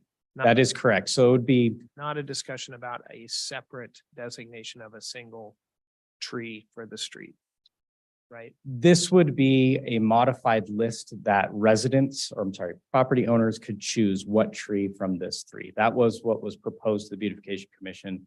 That is what they passed on a narrow 3-2 vote. Got it. And yeah, Be able to choose between 3 as opposed to being told. that is the present proposal, correct? Okay, thank you. Yep. So coast live oak, native California, long-lived, slower to moderate growth depending on species variability, often wider than tall, which in my opinion helps out for the power lines. You can prune around those unless PG&E is going underground. Oak trees, very strong branch attachments. And oaks have very good decay compartmentalization. So when you do see decay, you know that the tree's doing what it needs to do. Like a pipe, the outside part is the stronger part that's keeping everything together. But not bulletproof. We do know it's susceptible to sudden oak death. This does happen more so in our nature areas. That's because of the Phytophthora ramorum, that is the pathogen that finds the coast live oak as a terminal host. They live in a number of other species, including bay trees, and when we get our wet winters, it drops the spores down. And it can have a very dense canopy. So in your front yard, if you have something that's a sun-loving plant over time, it's might need to shift to shade. That is part of the nature of that tree. Next slide, please. And then the camphor tree. We do have these planted significantly on the, say, like 300 to 600 blocks of Burlingame Avenue. Jennifer Pfaff's not here, but she shared some amazing pictures. This was all eucalyptus trees down to the freeway until the 1940s, 50s. When those were removed, these trees were planted. So you kind of have a canopy over the street. Again, another tree that has strong branch attachment, good compartmentalization, grows wider than tall. It is not a native, and it can be susceptible to verticillium wilt. And this one, as compared to the coast live oak, can have more invasive roots. However, if you're familiar with Easton, very wide planting area there. We have been able to maintain these trees successfully on Burlingame Avenue, and those are narrower planters. Next slide. So to Mayor Brownrigg's point, what are we doing here? The commission is putting forth on a 3-2 vote that let's go ahead and incorporate these 2 trees and allow our property owners on Easton from 1500 to 2000 block to choose. This is similar to most other places of the community where they get a list and they can choose from those trees. The challenge with that is, that does dilute the theme, right? We're looking at Easton as a very unique place. It's possible, not probable, that you get all 1 tree on 1 street, but if you leave the decision to the property owner, they get to choose that. You can reject the beautification commission's decision. You can say, you know what, we like the Easton reforestation plan from 2007. It was vetted, a lot of work went into that, and we're comfortable moving forward with that. Or you can amend and think about something different, or adjust this opportunity how you see fit. So with that, happy to answer any questions. Thank you very much. So if there, I think we've been asking questions along the way. And I'm happy to entertain more questions. I would ask colleagues to hold off on comments until we've heard from the public. So if there are more questions, yes, Member Stevenson. Thank you, Mayor Brownrigg. In terms of the process in which the theme was established, it looks like it was defined by those who collectively had 66% and created this 5-6 block theme location, correct? But to modify it, it looks like the voting pattern that you showed some blocks not for modifying and other blocks for. So how is that, and in aggregate fell short of the 75%. So what was the rationale behind that process itself when a theme, multiple blocks are included in a theme originally, to then look at it almost on a block by block basis? Yeah, can you mind going back to, sorry. Don't worry about it, Megan, it's fine. My role as a staff member is to share the data and bring this to commission. The commission is the one that decided, hey, whatever happens, these should be all the same. They could have said at that point, hey, we didn't meet the 75% aggregate throughout. So I don't want to speak for them on what their rationale is. I don't disagree with their decision to not look at it as an a la carte block by block, to honor what the history has been and say, hey, what are we going to do here for this area? It is certainly in their prerogative, whether we met a 75% threshold or not, to do what they see is best for the community in looking at Easton Drive and a reforestation plan. I will say that in other parts of the city, we do have it block by block. Balboa, one block is Trident Maples, the next block is Palpas, the next block is Sycamores. That does happen, but there's not the same uniqueness to that area. It was not designated as a heritage grove as this area was. Yeah. Yes, I'm Councilmember. going to put you on the spot here, Mr. Holtz. Great. And first of all, thank you. It was a great, fabulous presentation. You did a great job. Do you think these three species put together again maintain the similar look and consistency of a themed street? I do not. Great, thank you. Any other questions for our arborist? Okay, in that case, because we have a lot of people interested in this subject, I'm going to open it up to the public hearing. We do have a timer, mostly so that we can get through this and come back and make a decision. I'm not someone known for gaveling you down, but I would ask you to keep the timer in mind. And with that, I welcome you to the podium and share your views in no particular order. Come on up. Leslie, why don't you get it? Somebody has to. Mhm. All right, I'm Leslie McQuaid. I'll read from it. I want to offer some background for these green blocks. Leslie McQuaid, I'm offering background. Okay, I am from Long Beach. And from Long Beach all the way to San Diego, there are hundreds and hundreds of Citriodora trees. And they're planted on the highways, the city streets, parks, and the playgrounds. And Balboa Park, you might all be familiar with that, is all Citriodora trees. They're beautiful and people flock to see that park. If they weren't safe, they wouldn't be planting them in the playgrounds and the parks. So that's something to consider. In San Diego, they definitely consider them okay. So I was on the Beautification Commission for over 15 years. I was there when the theme street was done, and I was there when Tom the tree was there.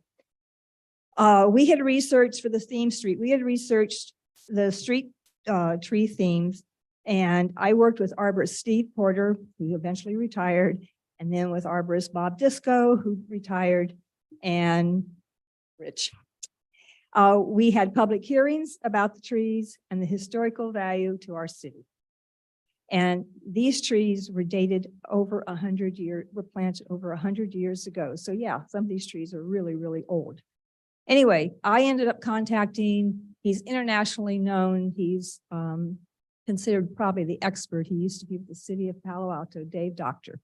And I got him to come into Burlingame and he tested all of our trees on Easton. Most of them, the majority of them were in excellent condition. And this was in 2007. They were in excellent condition. There were some that were very good. And there were some that, maybe you should want to watch.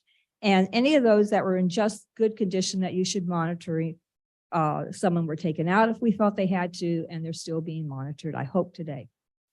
So the Easton residents at that time and the general public, we did a lot of public and work, and they all were happy with the decision. They loved the look that was given to Easton. Eucalyptus trees. I'm not a favor of the blue gum, I agree, but the Citriodora I think is a beautiful tree. That's me personally. They're drought resistant. They have a lemon scent, so they act like a natural pesticide. They help draw up the standing water. They're really good about that. And they're home to owls and other birds. Easton is one of the prettiest streets in Burlingame, and it's also one of the most desired places to live. And trees, Burlingame is known for trees. All trees lose limbs and all trees can be messy. It's not just a eucalyptus tree. Oh, 2 more sentences. The Bay Area and other parts of California had a very unusual winter, and other species also had damage.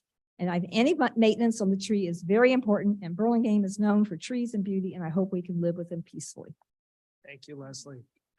And thank you for your service all those years on beautification. Join us, Chris. Thank you, Mayor Brownrigg and council member friends. It's so nice to have an opportunity to be in this conversation. So we've lived on the corner of Bernal and Easton since 1971.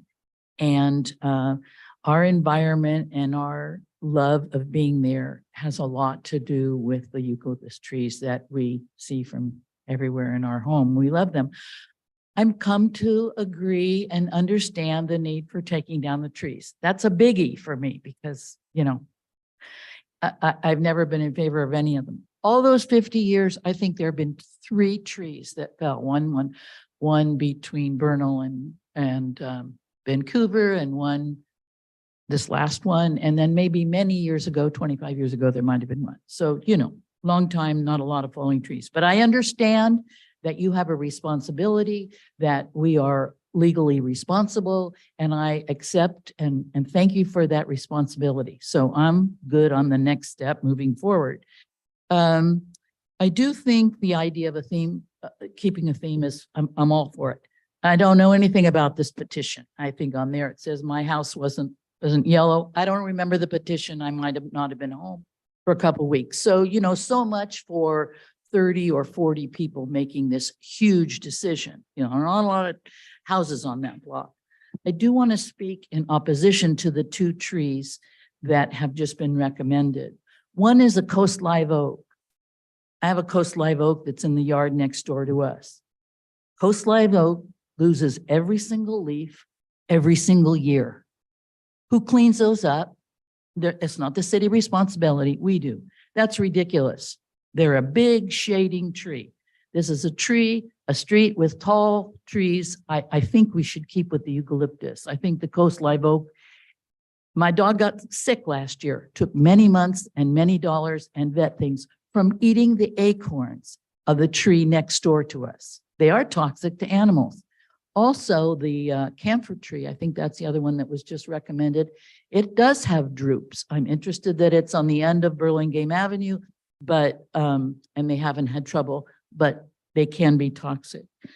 So I do want to recommend that you look at I like the one that you've been planting, 15 of them. They look great. They're not big. They're not going to be a problem. They're beautiful. They smell good. There is another eucalyptus that I think you might consider, or that, those people who make the recommendations might consider. And that's the one that has a red flowering on it. And if you drive up 280 and when you get off there on Uniprocero Boulevard, on the center strip, those trees have been there a long time, and you can see what they look like. They're falling pollen or whatever it is. Sorry, can I do a couple? Isn't any more of a mess than what we've had. there are people who love eucalyptus and there are people who don't like them. I'm not sure if that's really the decision of the people who feel strongly. I think you're talking about safety here. I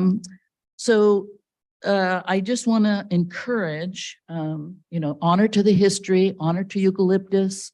And also I would be delighted to continue cleaning up after whatever is out there if you could consider eucalyptus as that continued theme street. Thanks a lot for listening and making it possible to have this conversation. Thank you, Chris. Who else would like to speak?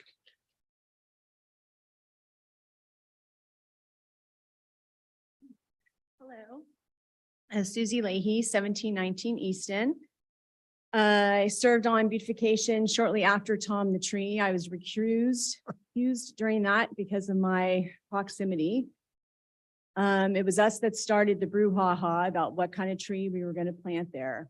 So we stand behind the Citriodora. I too understand we're moving into a new, it's devastating the trees that are coming down. So I would like to say, I think we should stick with the theme of the Citriodora that we have. I think if we start talking about power lines, how many times has the street been open? I can't believe we couldn't have thrown some pipe down to build it and they will come to bury the lines. Our large canopy is very important, so I'd like to see us stick with that if we do decide to introduce other trees. I'm not sure that the coastal live oak is the right tree. I'd love to see a cypress reintroduced or maybe something that was more on the street in 1976. I just want us to make sure we also accelerate the planting as much as we've accelerated the cutting. So it's quite devastating to be living there and throughout the whole year. We do kudos to our tree guys and the team in Burlingame for knowing that this is important. And the maintenance is why we haven't had, a lot of other issues. So I did want to just mention the large canopy is important. I get that I'm okay even with introducing another species. Homogeneous species are tough to manage. I just want to make sure that we stay big trunks and a tall canopy. Thank you. Thank you for joining us. Who else would like to comment?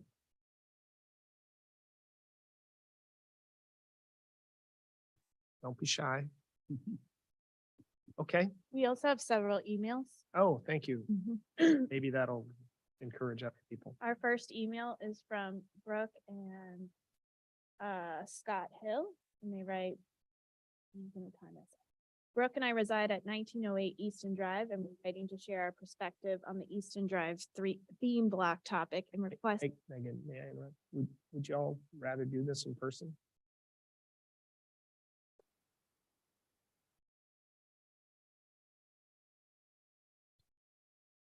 Megan's great, but there's nothing like the in-person. Yeah, hi, Scott Hill. Sorry,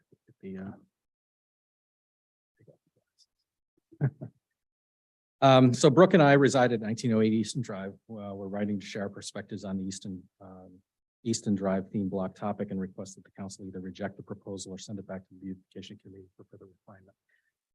Having lived on the street for nearly 20 years, we're big fans of the tall trees. We believe the Citriodora species is overall the best choice for a lot of the reasons that were, kind of just discussed here.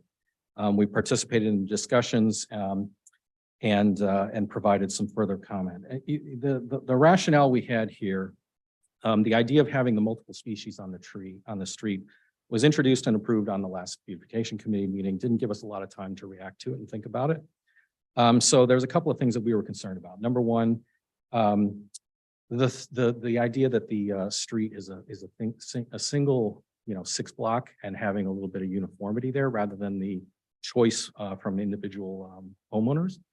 I think that's kind of an important, kind of topic for the beauty of the street. The idea that that was introduced with the multiple thing was to have a high canopy with the Citriodora and potentially a lower canopy. I think that's intriguing. But not sure if we need to, how the planting needs to work, and we didn't discuss any of that either. The new species, we talked a little bit about, what are their pros and cons. I think some of that's been hit upon, but I would like to think about the disease challenge and how that would be manage? Is that a burden for the city? Is that likely to do? And then the last thing for me, and this is a new one for me, is the power lines. I feel like those are almost, kind of the common enemy for all perspectives about trees on the street. And so the idea that we would, have to perpetually prune these trees and keep them short is a challenge. I had seen some of the trees, especially the one at Susie's house, that has grown up past the power lines, and thought that that might be an appropriate approach to that. And then the last thing I was making a point on was the vote that across the four things, I think we were below the 75% threshold, which is a little unclear to me as to exactly what that rule was, how firm that rule was. But I do think it is a good policy given, you don't want to change this every decade or so, given the time it takes to grow trees. So that were my thoughts. Thank you very much for commenting. We have several other emails. The first one comes from Doug Bojack. He says, I encourage you to adopt the Beautification Commission's recommendation to add Coast Live oaks to the Easton Drive approved trees list. Allowing residents to plant native oak trees will permit these trees to provide valuable ecosystem services for the city. As the staff report notes, the Coast Live oak provides a wonderful shaded canopy, an especially important benefit as our climate warms and extreme heat days and urban heat island effects become more common and pronounced. Oaks are also important keystone species that serve as the backbone of our local woodland ecosystems. Native oaks furnish habitat and food for hundreds of species of living organisms, including mammals, birds, insects, and other plants. Allowing residents to plant these linchpins of biodiversity will help ameliorate the loss of so many native oaks during Burlingame's early development and help slow the current rate of mass extinction driven by habitat loss. The next email comes from Klaus. He says the city of Burlingame needs to stop the needless overpruning of street trees. It seems like all branches under either 8 or 14 feet get sawed off. While I understand certain safety concerns for streets and sidewalks, the policy is often implemented in an unnecessary and tasteless manner and has had a detrimental impact on many of our otherwise beautiful trees, many of which have died as a result. Burlingame can do better. We need full and beautiful trees, not scraggy, overpruned stumps. Most of the time, it is best to manage. The best way to manage a tree is to leave it alone. It doesn't take a degree in horticulture to realize this. Trees are long-term landscaping aspects, and we need to respect the ones that have made it this far. And I believe that's it. We also had a question from Brooke. What is the prevalence of large limb dropping from Coast Live oak trees?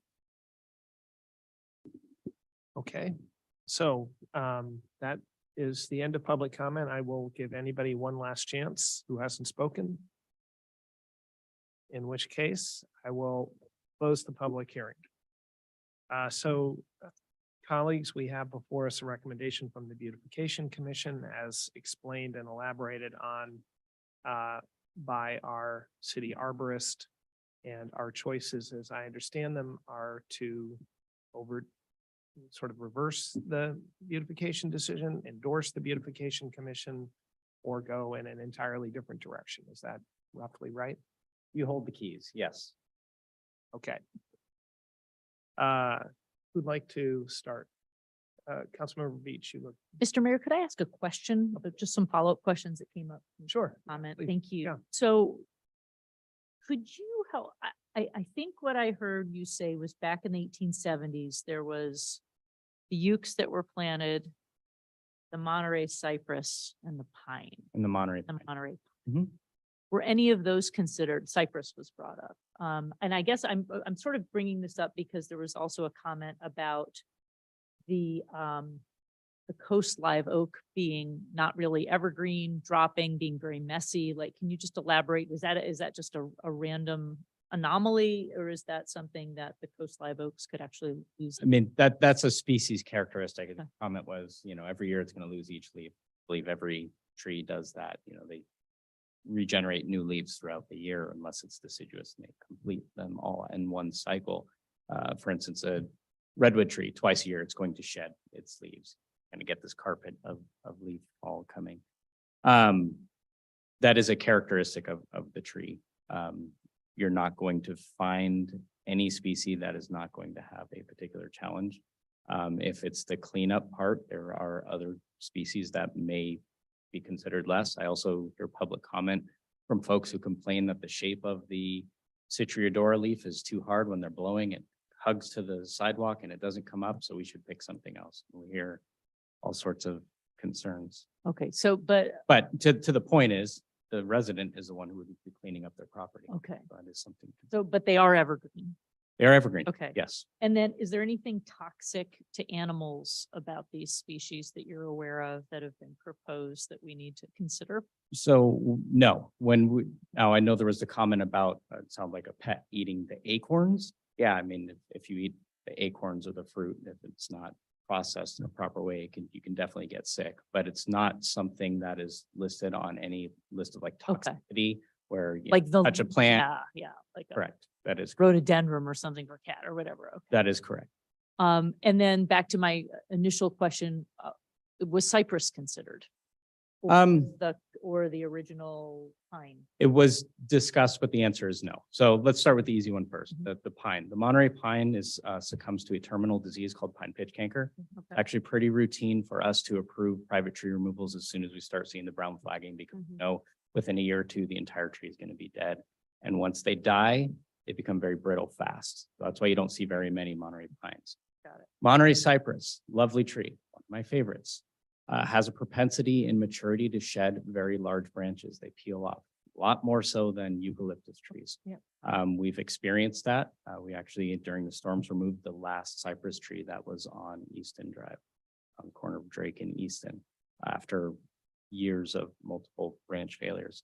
We do our best to prune, to take weight off, but it starts taking away from the natural point of the tree. And we also have limited resources to dedicate to continue to prune the trees. Okay, thank you for addressing those questions. Councilmember Ortiz. Thank you, Mr. Mayor. I generally don't like to go against the commission's recommendations. Just because I respect the homework that they've done on the issues, but in this case, I feel that Easton is a very special street. I feel the eucalyptus on Easton I understand why they're historical, why the whole look of the street depends on those trees looking consistent, uniform all the way down. So I'm, reluctantly going to go against the recommendation of the commission. And your recommendation would be to, Just to leave it as is, which is a Citriodora would be the replacement for the big trees. got it. Okay. Would like to, yes, Vice Mayor Coulson. All right, so I can do this either one or two ways. I can make a second on that motion if people, but I want to give colleagues the opportunity to discuss. So, and I lived right over there for a long time. My big concern about, opting in these other trees is like, what if only one tree gets put in? What if, and also when you take a look at the shape of those trees, that street has a lot of big trucks that go down it to get to like Hillsborough and like furniture deliveries and, gardening trucks and things. And having been around a lot of the coast oaks, they are shorter, but they are wider. And I think we would have to maintain them in maybe a little in order to prevent branches getting ripped off. I saw even just on my street the other day, a big truck went by and ripped off like 4 branches off the sycamores. So it happens, if another car is coming the other way, it can happen. And I think from a standpoint of maneuverability, the taller tree with a higher canopy would be a more elegant solution to the concern of, I'm not as much concerned about the wires because the trees are pretty airy and spread. I'm a little more concerned about the big trees that would potentially block and obstruct the street, frankly. And I do think that the look of just having that beautiful line of trees is hard to you just will not get it if you add in the other tree options. And so my inclination would be to second the motion and agree with Councilman Ortiz that this is I also hate to overrule the Beautification Commission, but I think in this particular case, this is acceptable. Thank you. Councilmember Beach. I think this is a really tough one. And I appreciate colleagues' comments. In considering what the beautification went through in their thoughtful process, I think also that originally, like way back 1870s, we're looking at, it was envisioned that there were 3 different species of evergreen. So I think that's an interesting thing. I live on a street with a lot of biodiversity in trees and large trees, and they can be very beautiful if they're not all the same thing. I am a little bit worried about monoculture. I don't know if Mr. Holtz, we didn't really explore that, but do you have any concerns about like just having more biodiversity on a block Mayor's petition. Yes, please. Yeah, so industry recommendations is not to stick to a monoculture. I'll be the first person to say that I think driving down a street with mature trees that are all the same looks absolutely amazing. looks spectacular? But if you look at history, so Dutch elm disease or elm trees, and, starting in the 1930s up to the 70s, more recently with ash trees in the Midwest, you're talking whole neighborhoods totally deforested. At present, we are not aware of any eucalyptus bug beetle that's going to take care of eucalypt trees, or I'm sure there's some members of our community that probably try to import them. But no, we're not aware of anything that affects them now, but that is a general concern in the industry. There are recommendations of at least 3 species diversity.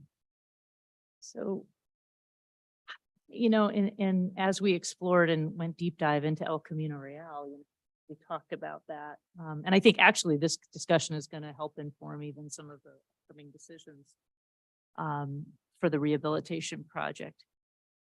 So it does give me pause, particularly if a number of residents want to have a choice. I think the most important thing is it has a very large, beautiful, full canopy.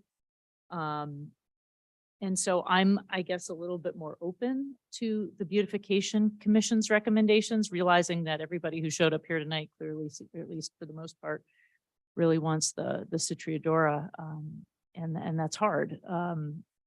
Hearing that firsthand comments, but I'm curious of what other colleagues think. I just want to throw out my concern about monoculture, and I wanted to throw out the idea that the original historical vision was large, beautiful trees with 3 evergreen species. Maybe giving residents a choice wouldn't be the end of the world.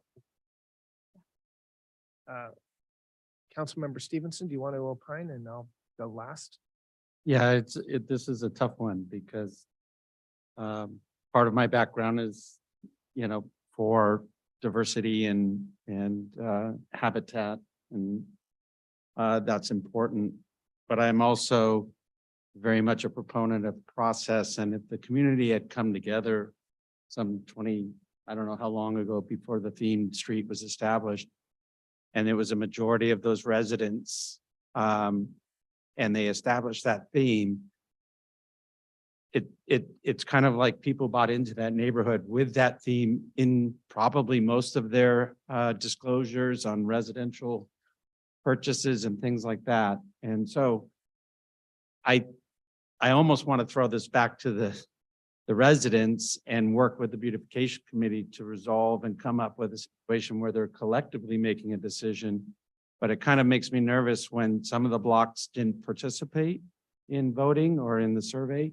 It makes me nervous about that there are such a diversity of feeling across the 5 blocks in terms of actually who's supporting and who's not. So it's almost like, similar to a previous one where we kind of wanted the community to come together. I believe in that kind of participatory government process, starting with the residents. And I know it was a simple tree removal in an apartment complex, but the reality is people bought into that space with that in mind, and it's not a dominant aspect of Burlingame in terms of the city landscape, in terms of trees. So it's a tough one because I think, I live in a neighborhood right next to some of those trees that are on Burlingame Avenue, and I know what that look and feel is, and it's absolutely amazing. And kind of wish I had something like that on the street I live on. But at the same time, I want to respect the process that a group of residents got together some many years ago, and newer residents bought into that because they bought homes in that area and they must have known about that process. So that's my opinion that, for this particular 5 blocks, I'm probably okay with that monoculture recommendation. I know that, sorry, Question about the monoculture. sure. I just, so if you have 5 blocks going down monoculture tree, so like 6 same blocks. 6 blocks, Mhm. same tree. But you have side streets that have different trees. Mhm. So is the concern really just disease occurs and all those trees go and now you have deforestation on 1 block? It's not so much like the variant of, riparian life and, cross-pollination or anything that's going on because we have an urban forest that's very diverse within a very immediate range. It's really just everything got one disease and everything went at once. That is correct. And usually those diseases are not like an overnight thing. They usually take a year or 2. Like there's time, if they come, It depends. What they're seeing in the Midwest with the emerald ash borer is it's happening pretty fast and they are preemptively removing trees as they just start going down the line and they remove them. okay. And then on the other two, the live oak, the coast oak, and the other 2 and the camphor, those do have known diseases to which they succumb. They can, yes. And- In their natural setting with the coast live oak, yeah.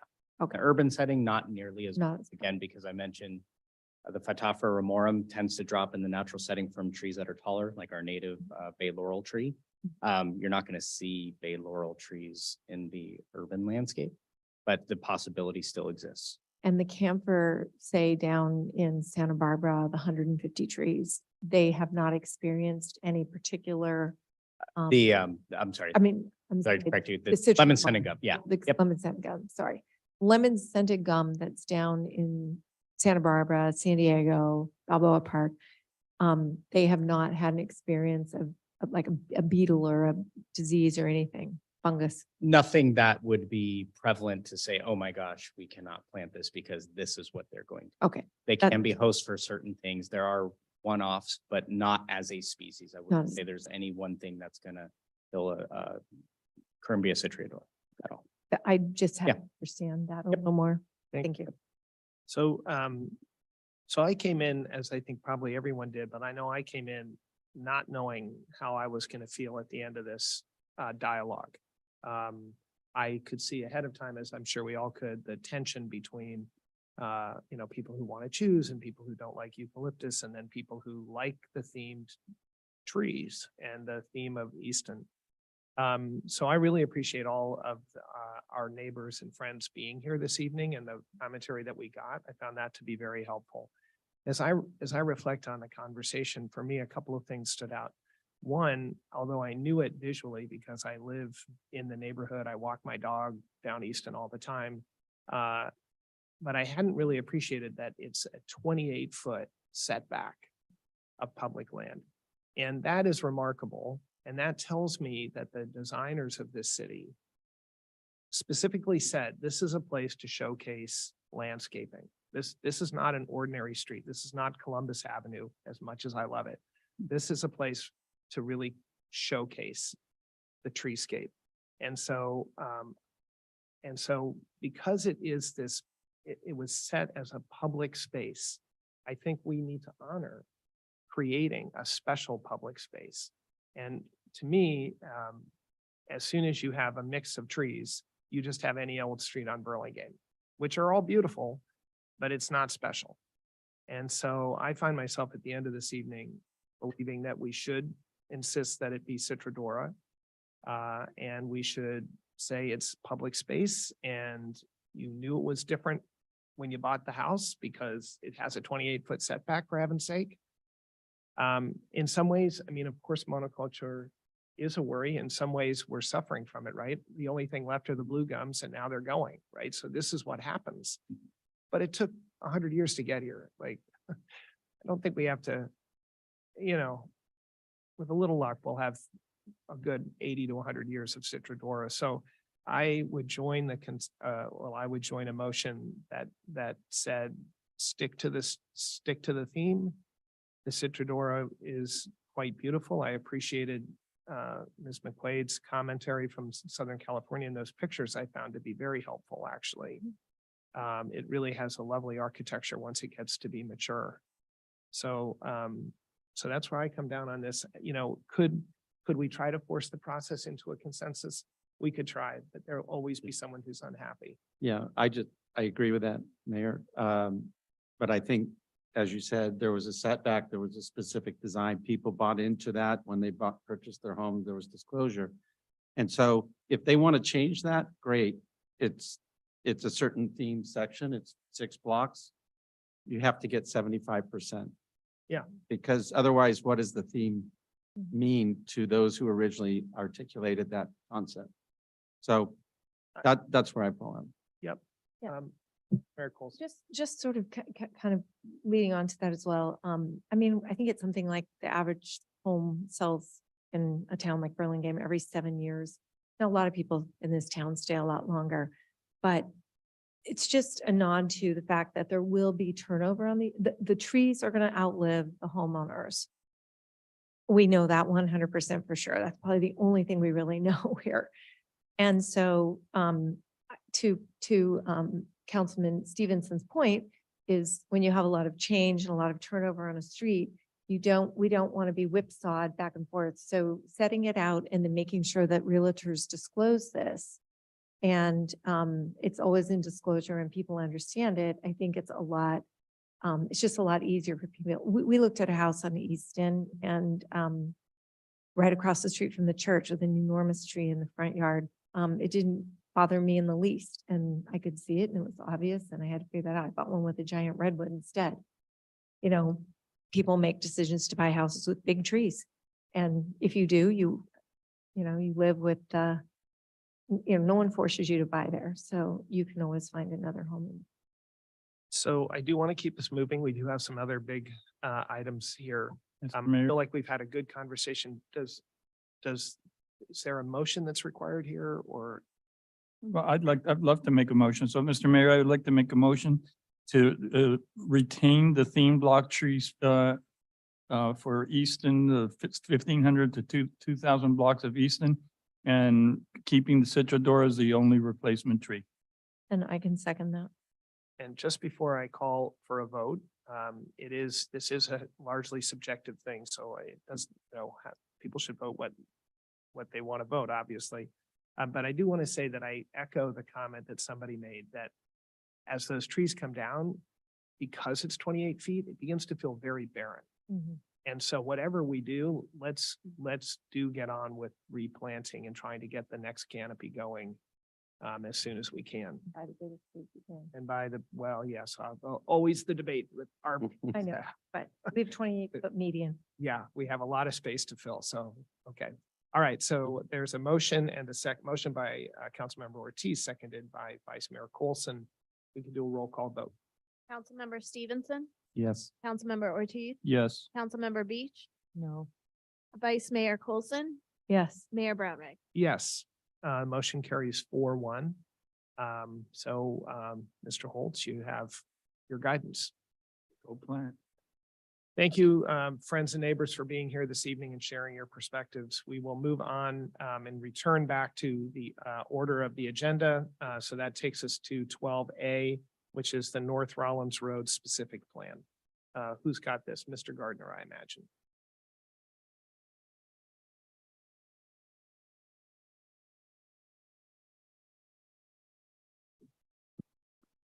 Good evening, Mayor Brownrigg and members of the council. Really delighted to be here to present the North Rollins Road specific plan for consideration of adoption.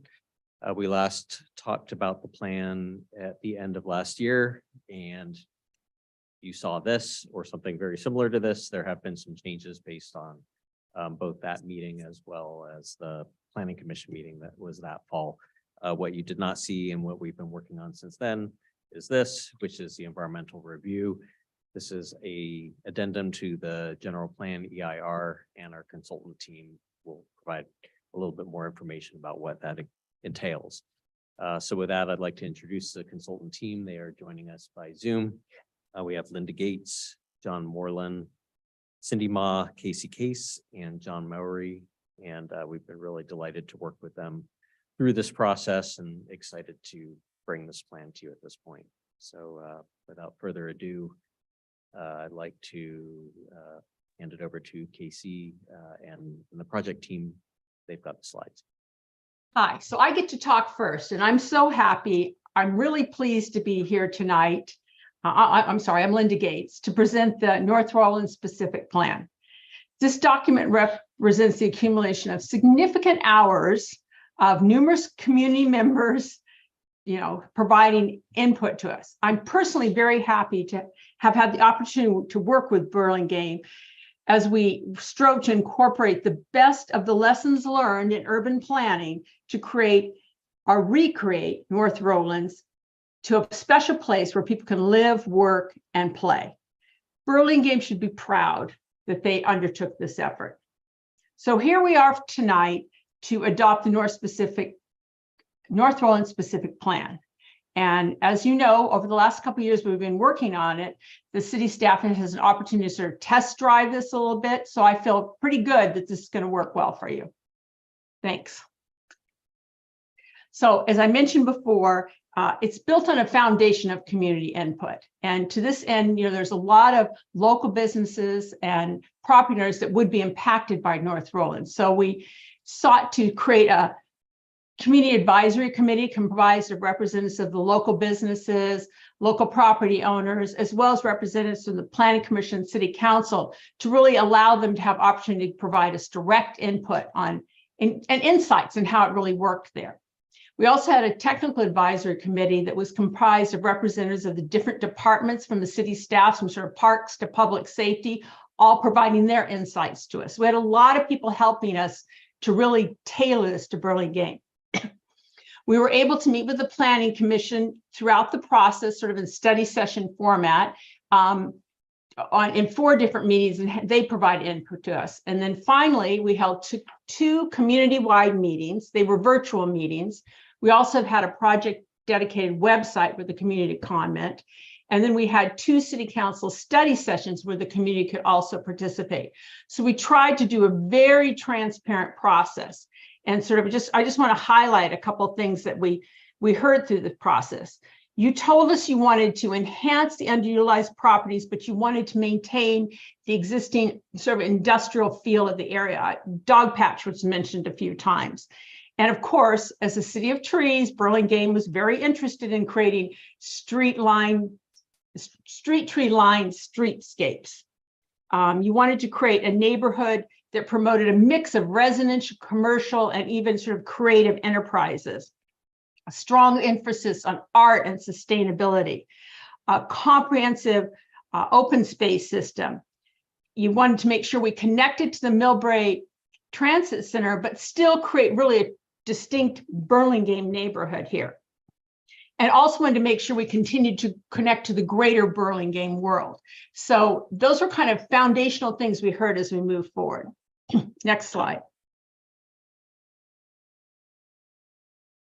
So sort of in creating this vision, we sort of really looked at the attributes of the no-row area, and really even specifically, how are factors in area 1 different from area 4, different from area 2, really fine-tuning like how they access it, what it looked like, how it felt. So for example, it was decided that area 3, that sort of core strip, we really wanted to have commercial intensity there, as opposed to sort of pushing the industrial and housing sort of app. So it's more active kind of street edge along North Rollins. And the same thing along area 5, which is the utility corridor, really wanted to preserve that for an open space system. So as you move through the specific plan, you're going to see not only we're creating a vision for the whole North Rollins area, but for each of these little sub areas, in fact, was very tailored to the existing conditions. Next slide. And then, of course, my favorite part is always the open space system, which I think is the backbone of any plan. And we were able here to sort of, using that utility easement, create that sort of north-south linear park that is supported then by a cluster of sort of parks distributed throughout the area, linked with these east-west paseos. You also got the windrow. So what we have is this sort of comprehensive park system that will provide all the recreational amenities this emerging neighborhood will need, so that it's kind of distributed throughout, encouraging people to move through and really think of it as their whole neighborhood. Once again, walkability was really important in planning of this area. Also, as part of the open space plan, what was really important was sort of creating sort of gateways that distinguished Burlingame from Millbrae and such. So still integrating with the balance of Burlingame, but really creating this separate neighborhood. And then finally, the city council really was very important to them that we tried to reach out with maybe a pedestrian bridge over the tracks in the future to connect those neighborhoods. So they want this to be really integrating a part of Burlingame. So those are some of the big pictures. And now I believe I'm going to turn it over to John, who's been the keeper of the document, thank goodness, and he'll walk you through this document. Thank you so much, Linda. Good evening, Mayor Brown-Rigg, Vice Mayor Colson, members of the City Council, I'm John Moreland with Rincon Consultants. Over the next few slides, we'll be highlighting some of the key elements of the specific plan, the objectives, land use plan, circulation, streetscape, landscape and open space, and community benefits. Slide, please. As our team developed the specific plan, there were a number of key objectives that guided the crafting of the specific plan's policies. The key objectives for the North Rollins specific plan included increasing density, supporting infill, and encouraging transit-supportive uses, being consistent with the general plan, promoting a walkable environment, developing a sense of place, activating Rollins Road, and creating flexible zoning regulations that allow for creative art, design-oriented uses, and green tech uses. Next slide, please. The land use plan governing the specific plan area is similar to the existing Rollins Road mixed-use zoning designation. The entire plan area allows for a mix of residential, commercial, and residential compatible industrial uses. Also, similar to the existing zoning code, the specific plan includes 3 tiers of development. The maximum base intensity for the specific plan area is 70 units per acre for residential uses and a 1.0 floor area ratio for non-residential uses. Next slide, please. Some of the elements of the specific plans include is a traffic calming approach to Rollins Road. The specific plan envisions Rollins Road to be reconfigured to 2 travel lanes in each direction to 1 lane in each direction and a center turn lane. Rollins Road also includes on-street parking, bike lanes in each direction, and traffic calming features such as added pedestrian crossing and bulb outs at key intersections. All cross sections within the plan area include allowance for a generous 6-foot landscape parkway to allow for tree plantings along the streets. Next slide, please. The planned traffic calming measures, as well as the planned parkway, help to minimize potential conflicts between pedestrians and other modes of travel. It places a priority on pedestrians and bicycles while not impeding truck movements. The plan also includes provisions for a wider sidewalk zone that allows for a variety of amenities such as benches, stormwater treatment areas, art, outdoor dining, bike racks, lighting, and other amenities. Next slide, please. Similar to the existing code, the specific plan includes, sorry about that. As discussed earlier, the plan contemplates adding a mix of open space in an area that currently lacks open space. The plan envisions a mix of public, common, and private open spaces, considering non-vehicular modes of travel, such as trails and paseos. The plan also encourages activating public open spaces by installing art, benches, and other amenities. Next slide, please. Similar to the existing code, the specific plan includes community benefit requirements in exchange for development at a higher intensity. However, the specific plan changes the benefit system to a weighted system, putting more emphasis on some elements such as a developer providing more extensive open space or grocery store and net zero water use developments. We have also added additional community benefits such as paseo and trail enhancements, incorporation of a community or neighborhood center, ground floor retail space or grocery store, public art beyond the minimum requirement, as well as affordable housing. Next slide, please. Part of the item before you includes an addendum to the 2040 General Plan EIR. The intent of this document is to provide additional information regarding potential environmental impacts of the proposed changes by the North Rawlins Specific Plan. According to section 15164 of the CEQA guidelines, an addendum to a previously certified EIR or negative declaration is the appropriate environmental document in instances when only minor technical changes or additions are necessary. We looked at the 17 environmental topics required by CEQA and concluded that the project impacts remain within the impacts that were previously analyzed as part of the 2040 General Plan EIR, and no revisions were needed to that EIR. Next slide, please. In summary, the specific plan is substantially similar to the City of Burlingame's previously approved 2040 General Plan, and that was analyzed as part of the 2040 General Plan EIR. The minor modification between the general plan and the North Rawlins specific plan would not introduce new significant environmental impacts beyond those which have already been identified. None of the conditions described in CEQA guidelines section 15162 calling for the preparation of subsequent EIR have occurred or would occur as a result of the proposed specific plan. Therefore, the addendum to the 2040 General Plan Final EIR is consistent with CEQA, and the addendum is the appropriate level of environmental document to provide under CEQA. Next slide, please.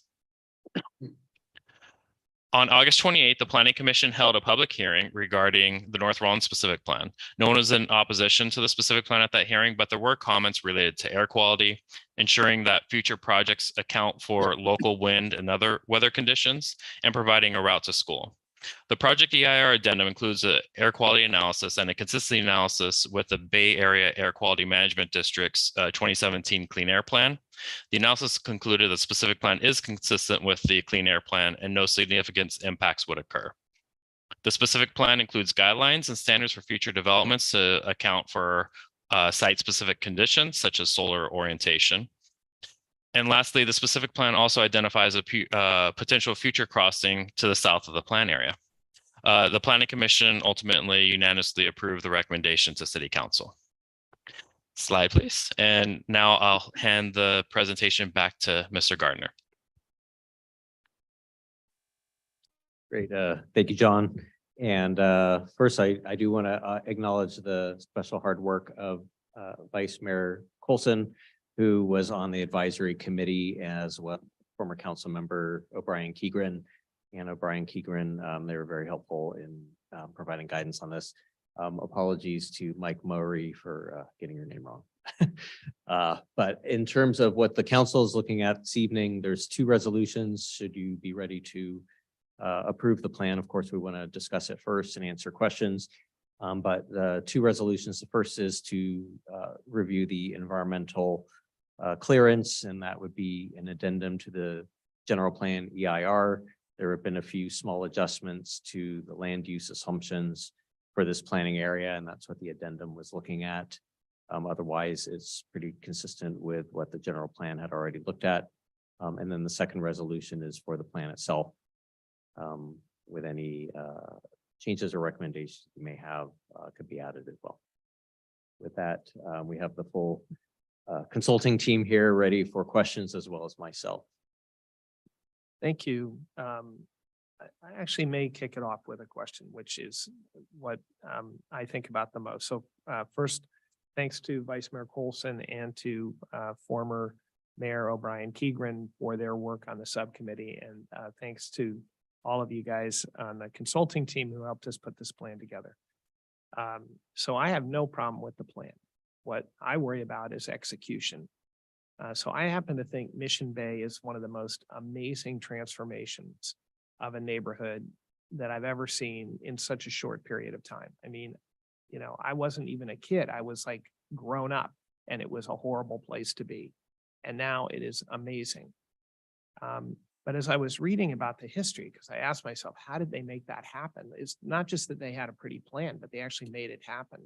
And I realized in reading about it that there was a master developer, a big property owner that controlled a lot of that land. Well, okay, that makes it easier, right? And so my question for the consultants is, and what we've seen happen here, I think I'm right in saying is, the first properties went pretty quick because legacy landowners didn't really realize what had happened.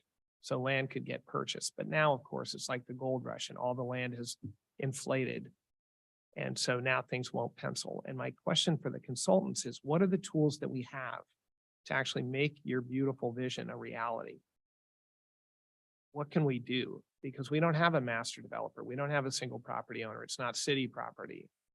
Like what other communities can you point us to around the country that have dealt with a bunch of private owners and then trying to realize a single coherent vision?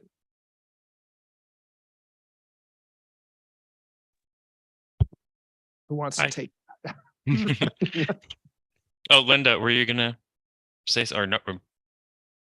Okay.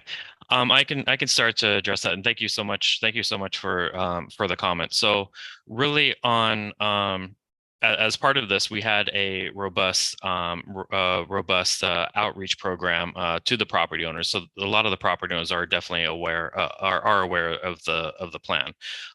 What we want to do in order to facilitate the transformation, and part of it's already occurring already with the three different projects that are already under construction, is really just to kind of facilitate that communication with the landowners as well as potential developers, and kind of keep that line of communication going.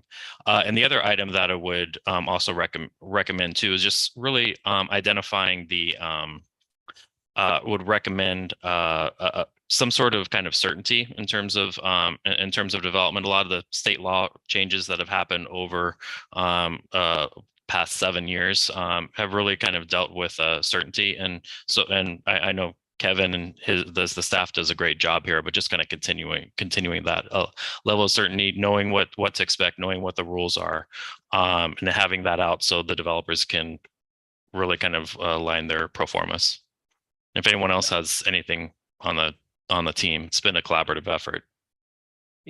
And I'm going to hand off the mic to our vice mayor, who probably has a perspective too. I guess what I would leave you with is, if you, on reflection over the next few days or weeks, if you could think of communities that have pulled this off, not over 50 years, but over a relatively short amount of time, I would just like to read about them. I'd like to read how they did it. I think I guess I believe it's probably more than just telling people that we're open for business and we're good people, but Vice Mayor Coulson. Yeah. So we do have one big property owner out there, and that's us. Yeah. We own streets, we own the side streets, and we own the sidewalks. And a huge part of this plan is, really developing the street that make the walkability, creating the sidewalks. And I think we should embark on that and not wait. And it may require us to go after more grants and get more outside funding. I don't know exactly how that will be paid for, but we can, to some degree, we can start that work without the developers having to catch up or, figure out a plan forward on that. If we build it, they will come. Yeah. Okay. Other comments or questions from colleagues? Councilmember Beach?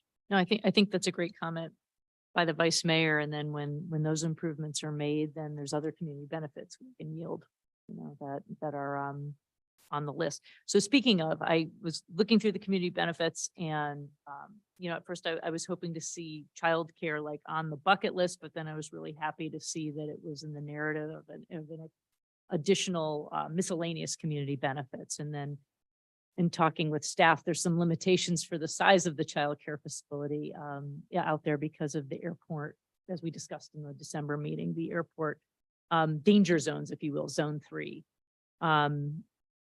So it's a live, work, transit rich. It seems like the whole idea of creating more opportunities for childcare on Rollins Road. And maybe it's not directly in the North Rollins Road specific plan because it's in that zone, but my comment is there are some sections of Rollins that aren't in that danger zone of zone 3 for SFO airport. And maybe we need to have a further conversation about, could we open up more more opportunities to make it easy for developers to create childcare facilities somewhere on Rollins, a little bit closer to Broadway.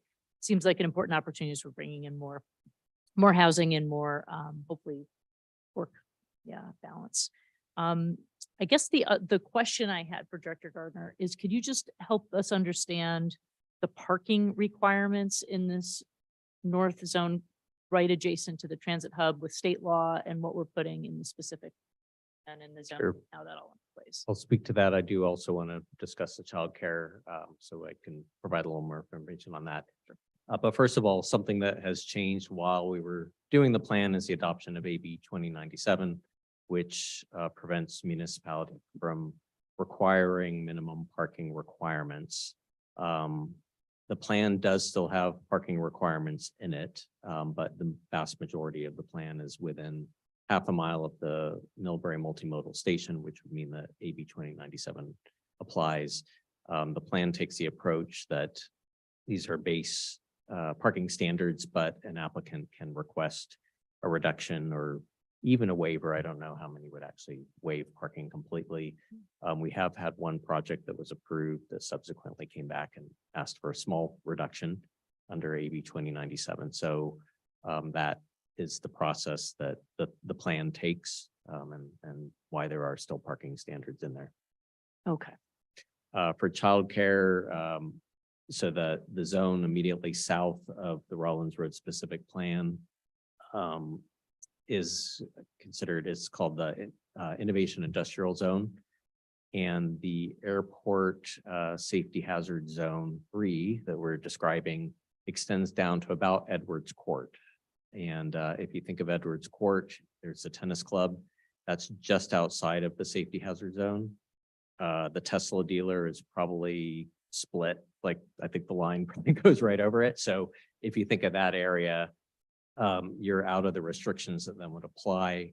And in that case, that part of Rollins Road further south, daycare, childcare is allowed with what we call a minor use permit. That's something that staff reviews. There's not a public hearing, but we review it to just make sure that it's going to work in terms of, usually it's parking, traffic, circulation, things like that. Thank you. Any other comments or questions for staff? Councilmember Stevenson. I'm just curious because in the plan, it definitely shows kind of the thoughts around parks and open space. But I didn't see anything that would entertain youth sports, youth access. And I know we have Bayside, but maybe it's just something I missed.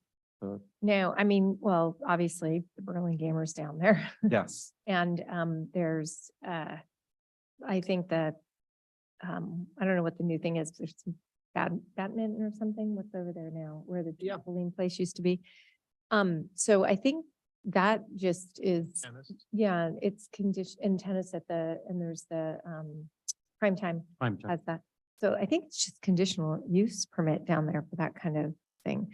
The issue with it down there, Peter, frankly, is the economics of it don't work. I can tell you that as a previous business owner down there, they absolutely don't work. So it's very, very hard to create a business that's, per dollar per out, like, I'd love to put pickleball court down there somewhere, a bunch of them, but it's just real hard. It has to be built in, I think, to the space. So like on a rooftop deck above a building or something, but I just don't know if you're going to get a lot of people saying, hey, I'm going to build out there. Yeah. And Councilmember Stephen, if I could also add, I think the open space, it is going to be different in this neighborhood than elsewhere in Burlingame. And that's just, it's partly the nature of the parcels that are available. There's not a lot of really large parcels, sort of the drainage right away in the middle, which is kind of more of a linear park. What it will offer is a series of pocket parks, and it is a different experience. And hopefully that becomes the asset to this neighborhood. I think some examples, Mission Bay is great. As you mentioned, it is one single owner that developed it. Dog Patch is an analog that we looked at that's maybe a little better in terms of it growing a little more organically. And it does have some of those small parks. You could think of other, go further afield, Little Italy in San Diego, Funk District in Santa Barbara. Those are all places that evolved over time. They don't have, grand playing fields and things like that, but they have some pretty wonderful smaller scale open spaces. I think for me, the thing is just that, that the evolution from industrial to mixed use. And there's always going to be an awkward phase. We know that. What I just don't want it to do is grind to a halt, get the 3 buildings, and then nothing happens for 15 years. Like that would be unfortunate for the reputation, for the brand, for the people who live there, So anyway, but we can cross that bridge if it happens. Yes, Another Vice thought on that. So I suppose that if in fact it did say in a few years, we, 3, 4, 5 years, we saw that it was somewhat grind to into a halt, we could do some sort of an overlay district onto it, a tax increment type financing district or something. I mean, we could look at a financing type situation down the road where we were figuring out a way to capitalize a tax base and reinvest and offer incentives and a variety of things like that. I mean, that might, the rules are changing on these things like day by day. So I don't know that it even exists today, but it's certainly, ways that we can think about it. Yeah, there are some other tools available too, but let's see if we need them. Any other questions or comments? Yes, Councilmember. I just forgot to say how thrilled I am with the work that was done in the open space and the coherency of the pathways where everybody can really walk to some kind of a pocket park within, what is it, 1/8 of a mile. It's really brilliant. And if this work hadn't been done, if that was the only thing that came out of it, and there's so much more, that's a brilliant thing, and really appreciate the work of the consultants in the community and the subcommittee. That actually does trigger one question I had. The linear park, which is basically under the electrical utilities, right? Is that our land? Well, it's not, it's private. They're privately owned.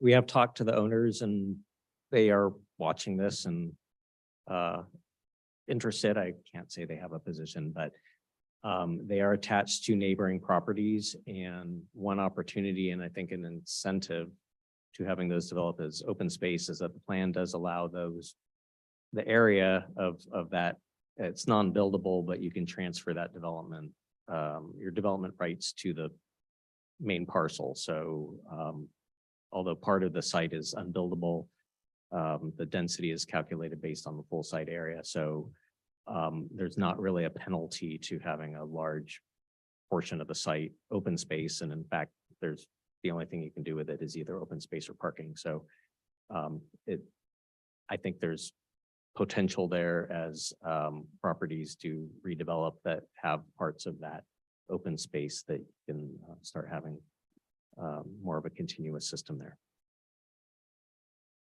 Great.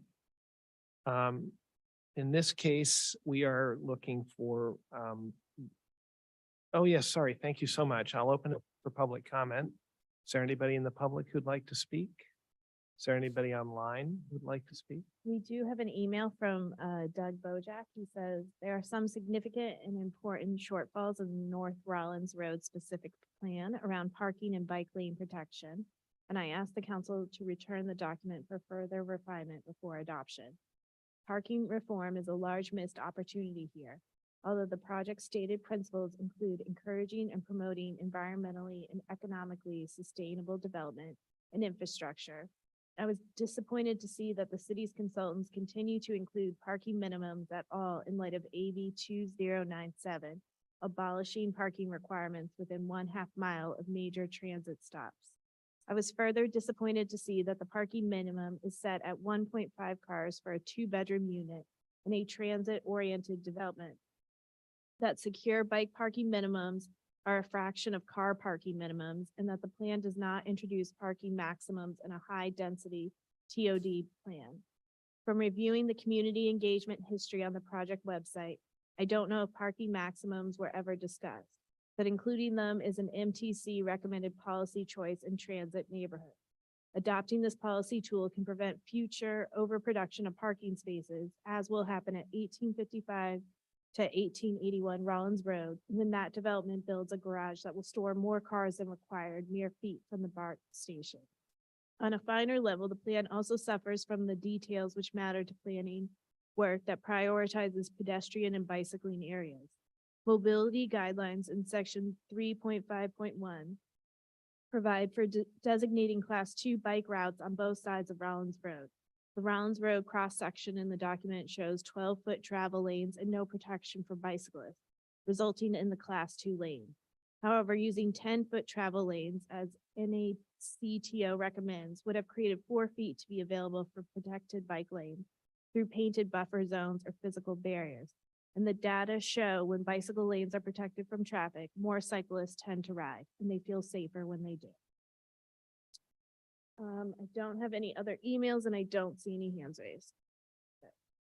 I appreciate the thoughtful commentary. I would only point out one thing, which is it remains an industrial area. It remains an area that does have large trucks that are coming in and out of various warehouses and other enterprises. So I think we need to make sure that the travel lanes are large enough to accommodate larger vehicles. Yes. Yeah, Olson. Having witnessed in front of my facility when we were owning it and operating it years ago, a semi truck take out 6 cars in a matter of 30 seconds, which luckily there were no people around. That is the reality. That is the reality of operating anything down there, is that, big moving trucks, semi trucks, ambulances, and a lot of sometimes high-speed ambulances, because they're, they're getting to an emergency and there's AMRs right there. Some of those things just aren't going to change for a while. And, we began this plan well before the law changed on the parking requirements. And I think what you've seen is that the developers are coming back and asking for something that they think is feasible. So personally, I don't want to put a maximum on, because if a developer feels they need to add a certain amount of parking to make the units sellable, yeah, or rentable, because the problem we'd have is, we can watch and we can always make adjustments. These plans are living documents. And if we start to see that none of them are using all the parking spots, we can always make adjustments. And parking can be converted to other things. They could be converted to pickleball courts, for example. And so because we're not doing underground, everything is above grade stacked. So that lower level can be converted to something else. We're all a little sensitive about pickleball courts and the shortage thereof. Did you want to comment? I have just 2 quick comments. One is about urban planning. So the Rhino neighborhood in Denver is one that you may want to study. Thank you. I know it well. Mhm. That was the same thing, diversified ownership. Similar, not totally akin. And then the other one is the comments by Vice Mayor Colson is right on the money. Being a developer, you have to follow the market. It's still a car neighborhood. It has a lot of potential to walk, but until that's built out, people are going to want to drive. And so there may be ways to design, concrete levels where you have higher ceilings. Then you can switch it to residential use later. Thank you. Thank you for that thoughtful input. Yes, Councilmember Beach. Thanks, Mr. Mayor. Just a question for Director Mertuzza too. As far as the bike lane or any design, that would all be ironed out in final design of specific projects. It's not dictated by this specific plan necessarily. To the mayor, Yes, please. that is correct. So The details of each design, we already have a grant, by the way. I'm happy to report that. We will be looking at the details as part of that process. right. So there's still some public process that can go through for people to weigh pros and cons of different treatments. Personally, I love the idea of a parking maximum in this neighborhood, but I also am comforted that there's ways that developers can look at the market and look what's needed and figure it out. figure out, they don't have to build all of it because it's so close because of that state law. So hopefully it will save more money for affordable units. Yeah, thanks. Mr. City Attorney, may we do one motion for both resolutions or want to? I will ask for two, please. Thank you. Okay. To keep this moving, I'd invite a motion to approve the EIR addendum unless there are other. Go ahead and make a motion to approve the EIR addendum. Second. A motion by Vice Mayor Coulson, seconded by Councilmember Stevenson. Roll call vote, please. Councilmember Stevenson, Yes. Councilmember Ortiz. Yes. Councilmember Beach, Yes. Vice Mayor Coulson. Yes. Mayor Brownrigg. Yes. And then a motion to approve the resolution which approves the specific plan. I would invite the Vice Mayor to make that motion. Oh, thank you very much. I'll make that motion. And I'm going to second that. This is a very exciting moment to put this, make this official. I feel so good checking that off the box. Let me tell you. Pretty cool. It's pretty cool. I haven't voted yet. But it is pretty cool. Pension. I do actually also want to acknowledge our staff and the work that the hard work Yes. they did, because this included some of everybody. I think Margaret, everybody, Brad, there's going to be a library there. I know it. We'll get one, promise you. Michael, Syed, everyone. I mean, our staff worked so hard on this, and it's such a nice result. Well, and I mean, just since we're applauding, I mean, I think this council, this was a vision that was bold. It was not easy. And there would have been a lot of reasons not to do it. And here we are. And so I'm very proud of the council's work on this too. So a motion by the Vice Mayor, seconded by the Mayor to approve the specific plan. Roll call vote, please. Councilmember Stevenson, Yes. Councilmember Ortiz. Yes. Councilmember Beach. Yes. Vice Mayor Coulson. Yes. Mayor Brownrigg. Yes, congratulations. Thank you to our consultants and to our staff for all of this work, and to the public who showed up. Much appreciated.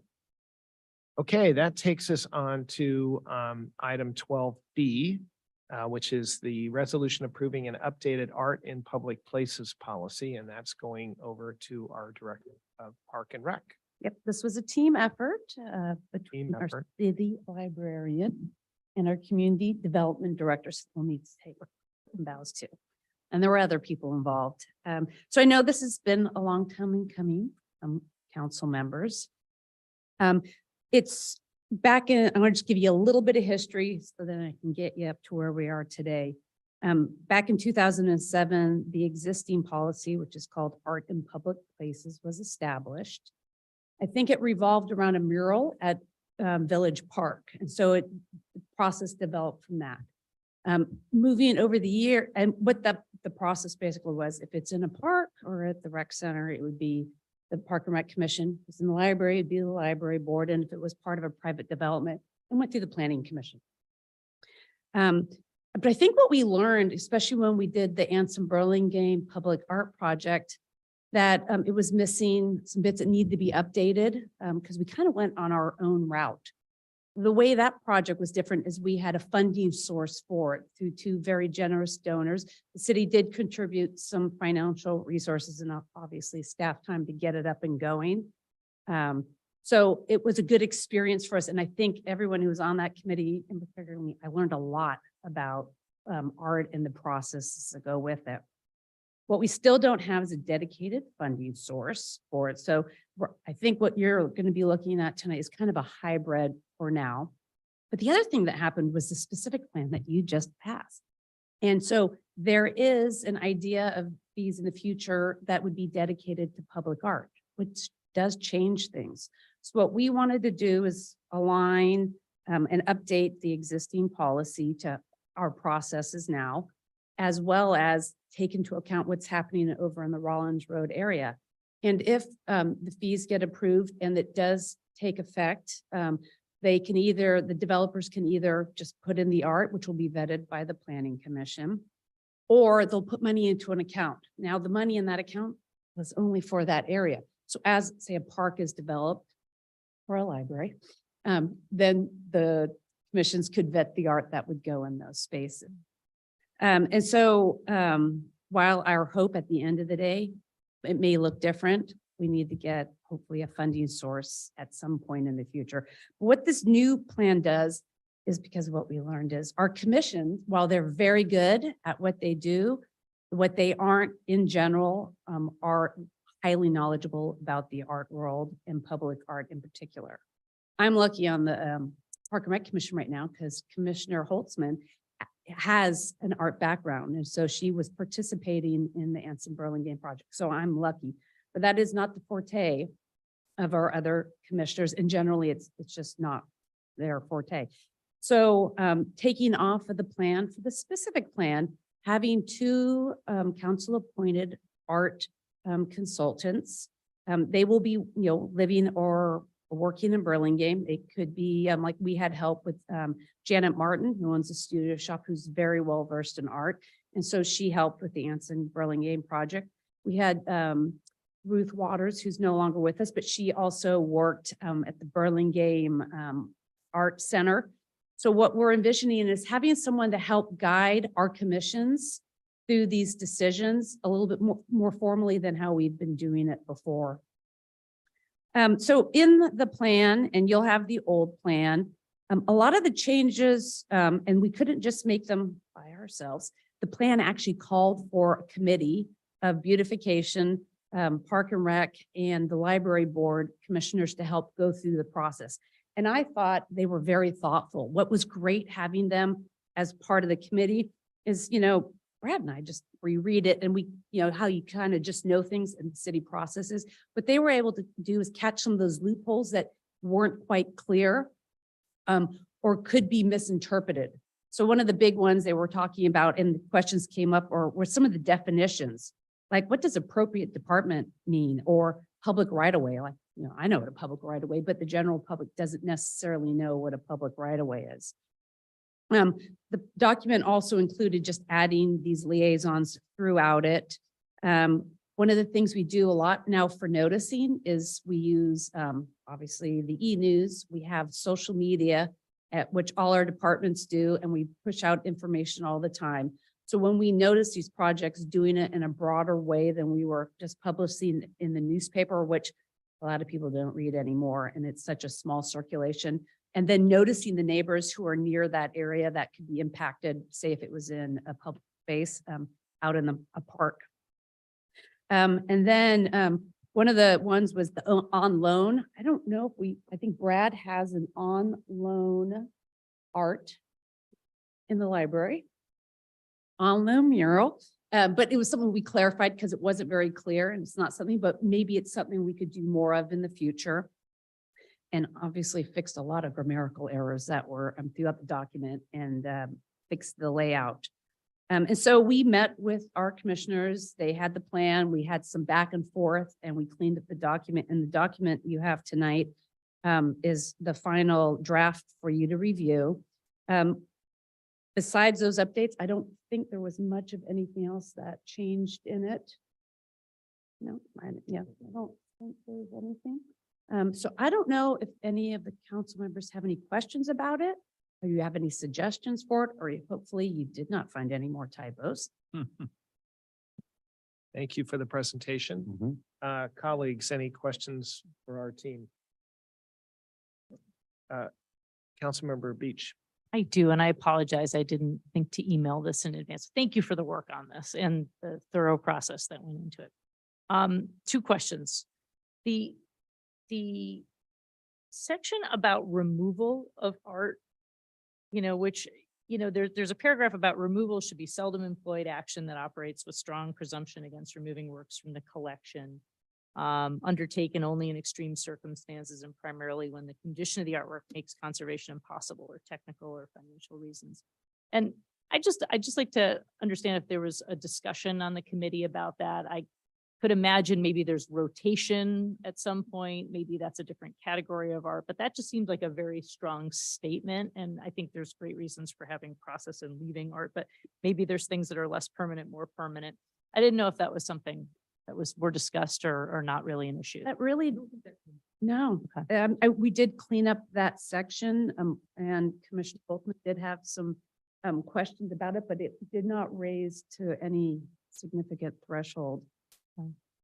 I didn't know if colleagues had any thoughts on that. I'm not necessarily opposed to it. It just seemed like a very strong statement that might be worth discussion. Then the one other thing was the donation proposal or even the removal procedures. I think it occurred to me that it might be valuable having a bullet about understanding the history of how that art came to be or where it was before, if it was a donation, like understanding the history of it might put it in additional context or might just be something that is worth having as part of our documented record, because history and perspectives change over time, and that might be insightful context. I think that would be easy enough to add to the application. Is just the background of the artwork. You'd probably just want to put like art provenance. So, You know the words better than I do. and that, I think that's really important, if it's all right. Yeah, Sure. please. I think I do agree with Councilman Beach on this. Very important because, not only that, but I think it would help, you know, you can see how important it is when Jennifer Pfaff looks for something in the Historic Society and there's documentation around where and when and who and how. It really, really helps and it contextualizes and it also maintains the value, and for insurance purposes, it's also really important. So maybe collaborating with the Historic Society to see if they can't help us classify and document it. Yeah, you can I think adding it to the application to get that ball rolling. Yeah. And then working with the art consultants, maybe a more background. So when it does come to council for approval, you have that record. Yeah, I had another question on that. While the vice mayor looks, or do you have your question? Yeah, I have a quick question. Go ahead. Oh, it was just Megan, we were working on an art brochure this summer. Did we get that done? We have a map ready to go, so I just need to upload it. It locates where all the art that the students could find is in the city, and they took pictures and did brief. That's great. Thank you. That was really fun. So I hope, can we share, we'll be able to share that out with council at some point? That's great. Okay. So I had more by way of well, let me actually first, before I go into commentary, open it up for a public hearing. Are there any comments? There's nobody left in the. I can't believe Nope. they all. Okay, well, close the public comment. So I appreciated the work on the document and I've been a big fan of trying to get us all to promote more public art because I just think it makes fun streets to walk around on and it's enchanting for kids and it's just, and I think, to be honest, when I was first on planning commission, which is now like 20 years ago, there was a real inhibition to public art. There was this fear that it was going to become some private commercial speech on the side of a building and, oh my goodness, and I think we're moving past that. So thank you for the work. I felt in reading the document that it was very reactive. This is what happens if somebody brings us an idea. And so I'd like to see us become proactive. And I think what you will say is, well, when I have a funding source, then I can figure out a way to be proactive. No? No, so I think what would be something we could do is publicize that we actually want people Okay. to donate art. Okay. So I think we could work, Brad has some talented people and so do I, a little bit of a marketing campaign that maybe just pops out twice a year at different times, trying to remind people that that's going on, which would be nice because then maybe people have stuff, they just don't know who may want it. And then we could give it a shot with one of the commissions and work through, how it goes. But we have more luck. Funny enough, I was in the First Republic Bank today and they're closing, as you know, the Burlingame branch on Monday, sadly. And they have this enormous picture of the Burlingame train station in there. And so I asked them, where is that going? And they called me today and said, we'd be delighted to donate it to the city of Burlingame. So we're getting this lovely, fun piece of art that is actually, it's a real oil painting that's home painted. And it's really fun. And so, That's excellent. that's to me, the perfect kind of an example of, I called Margaret, do you want this? She's like, we'd love it. So the two of them can fight about where it goes. Maybe it goes in the new, if we build a new city hall. And Yeah, and I'd love to see other art too, and, bigger stuff that we've had, but I think we can still encourage it. I mean, it was on such a small scale, but there. Be careful what we wish for. I know. There, you Okay. agree. Yeah, I have a million pictures. We had an electrical cabinet for some lighting, and a youth just wanted to paint it like some in other cities. So I sure, going back, we probably should have gone through a more vetting process. We did bring it to commission, just say, hey, this is pattern he's gonna do, and they said, fine. But he came to us. I mean, we paid for the paint, which we can afford to pay for paint. What I can't pay for is the artist. So I think there are ways, and people may be creative if we just push some information out there that this is an opportunity. So who does that? Is that you or is that the team? Or? I think it would be just to put something together. I think we can come up with some full marketing campaign to push out. Okay. That's great. I think the more, the better, and some of it won't be very good. Nope. A lot of it'll be really fun. That's why we have the vetting. You can always paint over it. Yes, you can. Any other questions or comments? Just a Yes. comment, because I think if you look at the art in Fransom in the park, just an empirical unofficial poll is about 50% of the people I talk to think it's related to the unfortunate event that happened with the dropping of the tree limb, as opposed to a piece of art that is celebrating, Anson Burlingame's contribution to humanity and things like that. So all the more reason to be very proactive in the communication around not just the importance of the opportunity for art and donations and collection of the art, but it's also the understanding of what they're seeing. Yeah. Fair point. This is where the map can help. That's a good way of promoting it, explaining things. People can take the tour, walk around the city, walk around the library, see the things. And you're killing two. You're explaining things, but you're also putting it out there that we are art friendly. Yeah.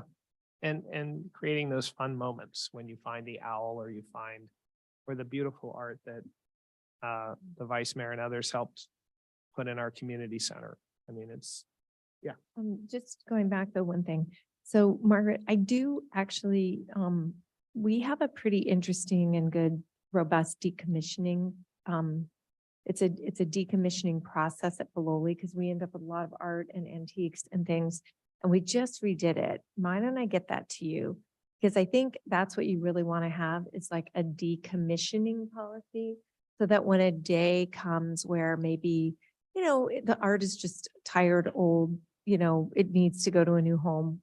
We have a process by which we do it, and then it's all approved at once, and then it's deaccessioned essentially. And then there's laws around that. So Michael can help us. We can't, you have to sell it, and then the funds have to go here and there. So anyway, I can get that.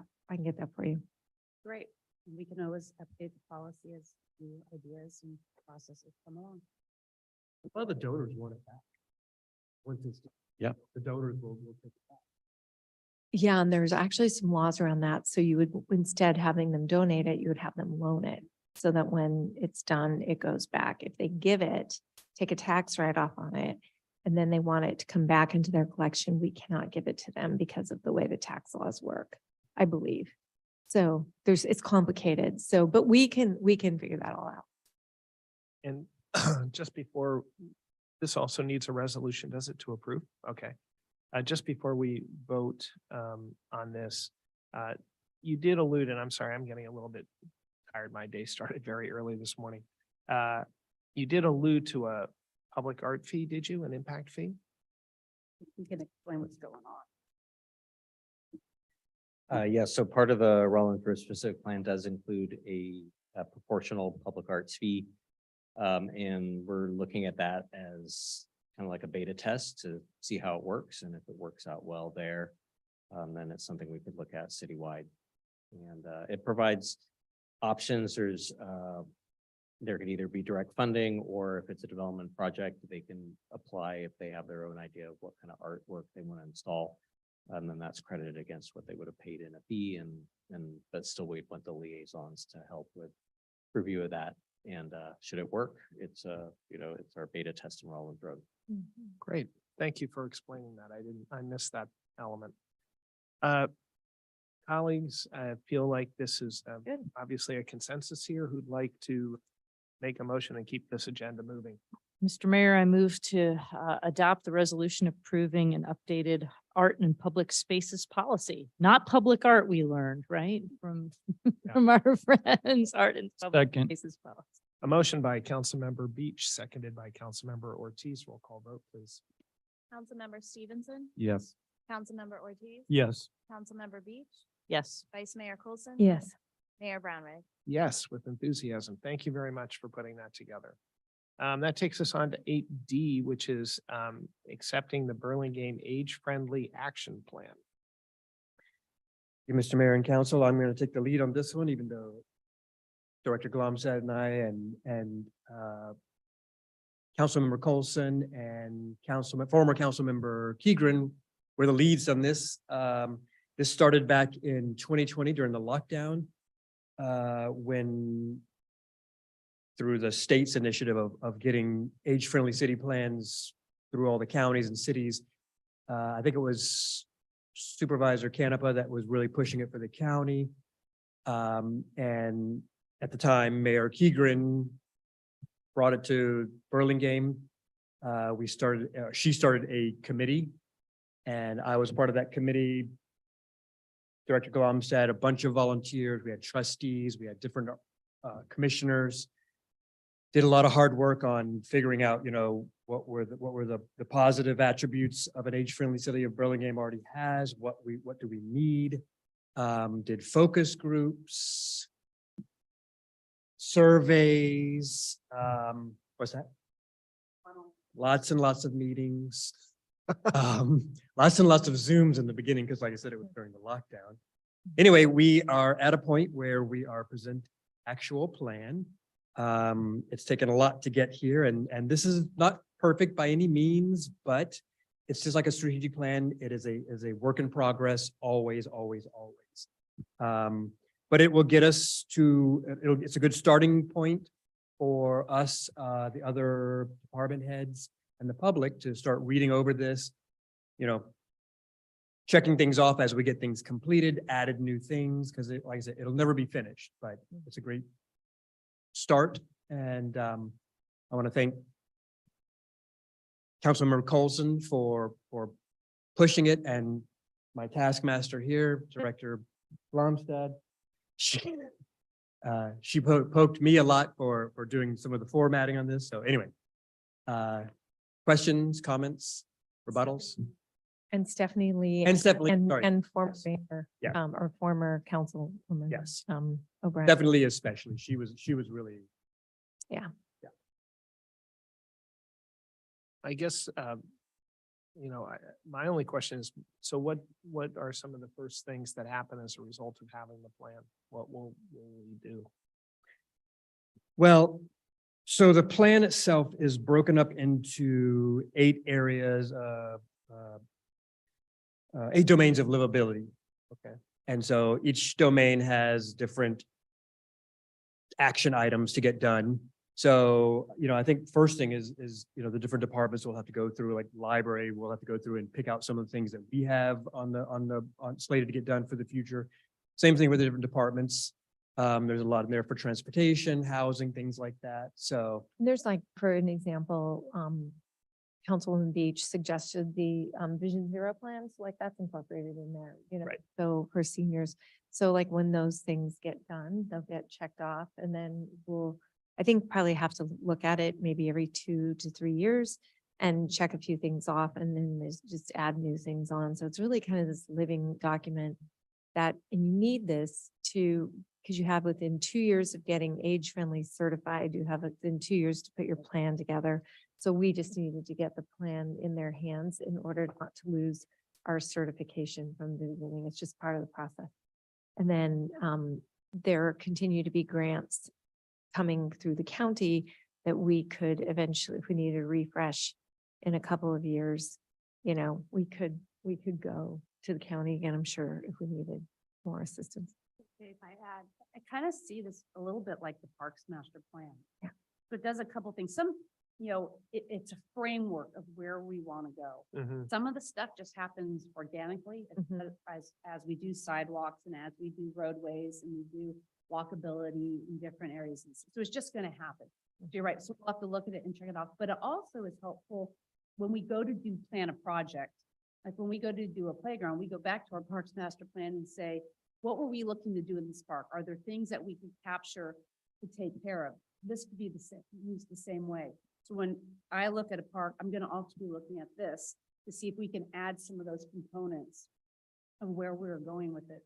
The same can happen with, when we do road improvements. Is there ways to make it more walkable or more age friendly? So I think, it's a multifaceted thing. The other thing that's great is when we do go for grants, we can say, hey, the city's already vetted it. It was approved by council. There was community input. This is what they're looking for. So it's really helped us in Parks and Rec with grants because we have a document saying we already did a public process. So it's kind of a multi-use document.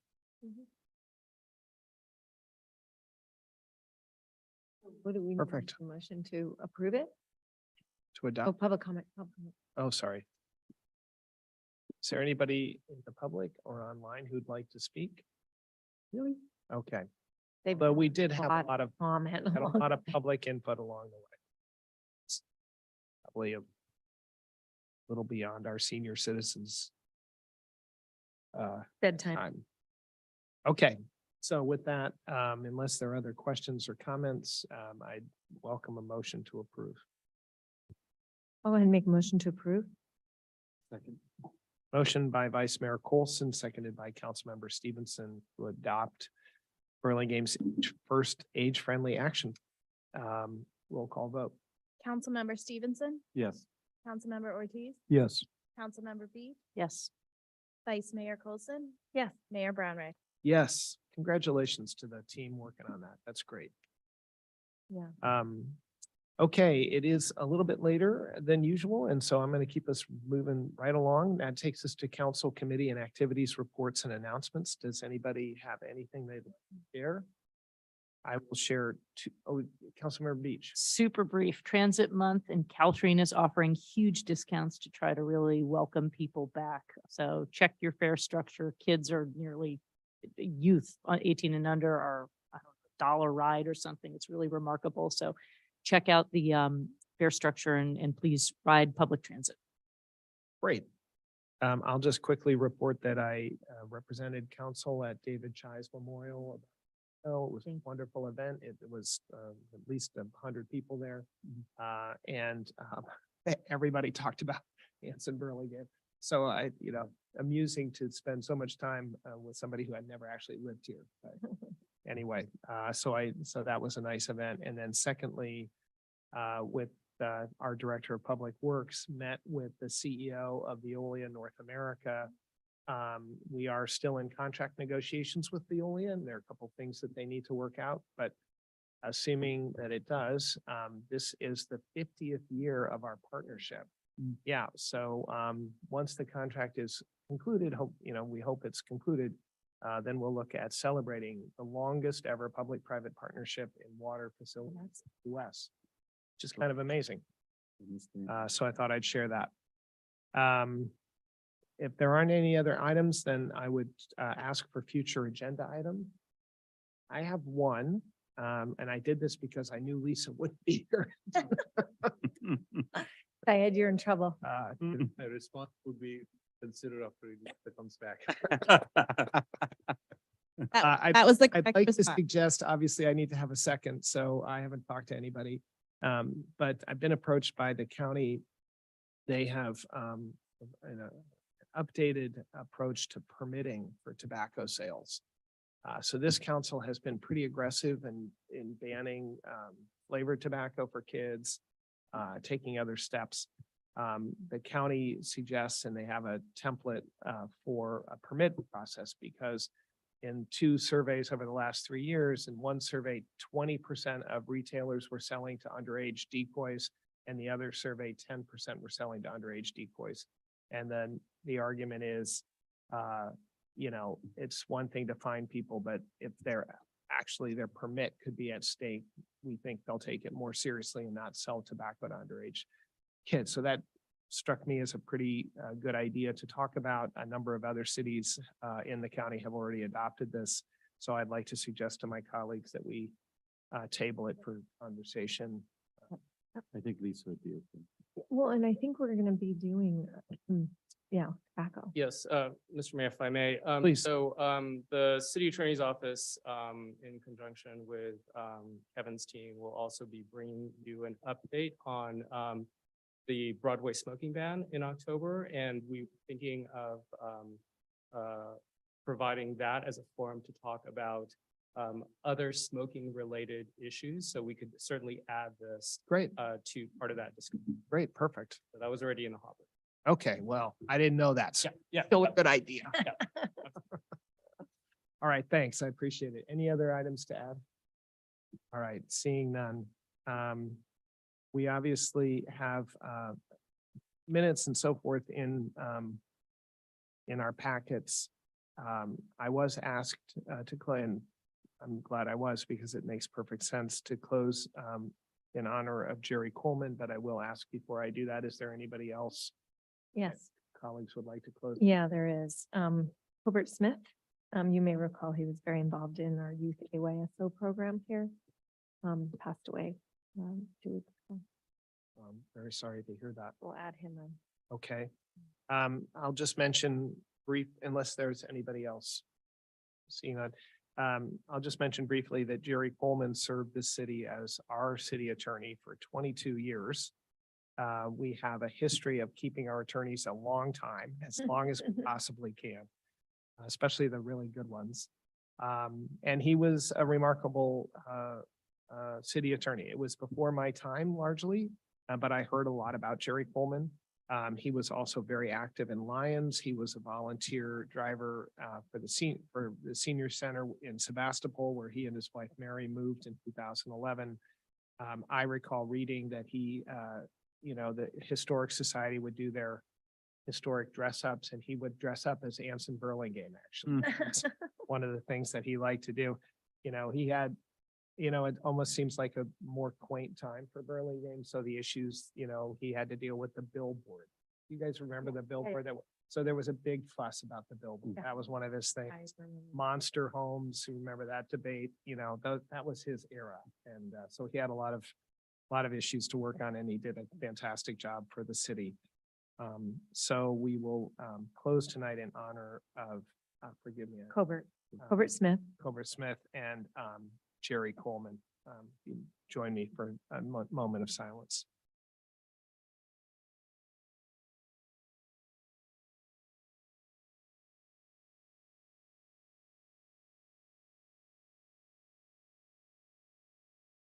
Thank you very much. Meeting adjourned.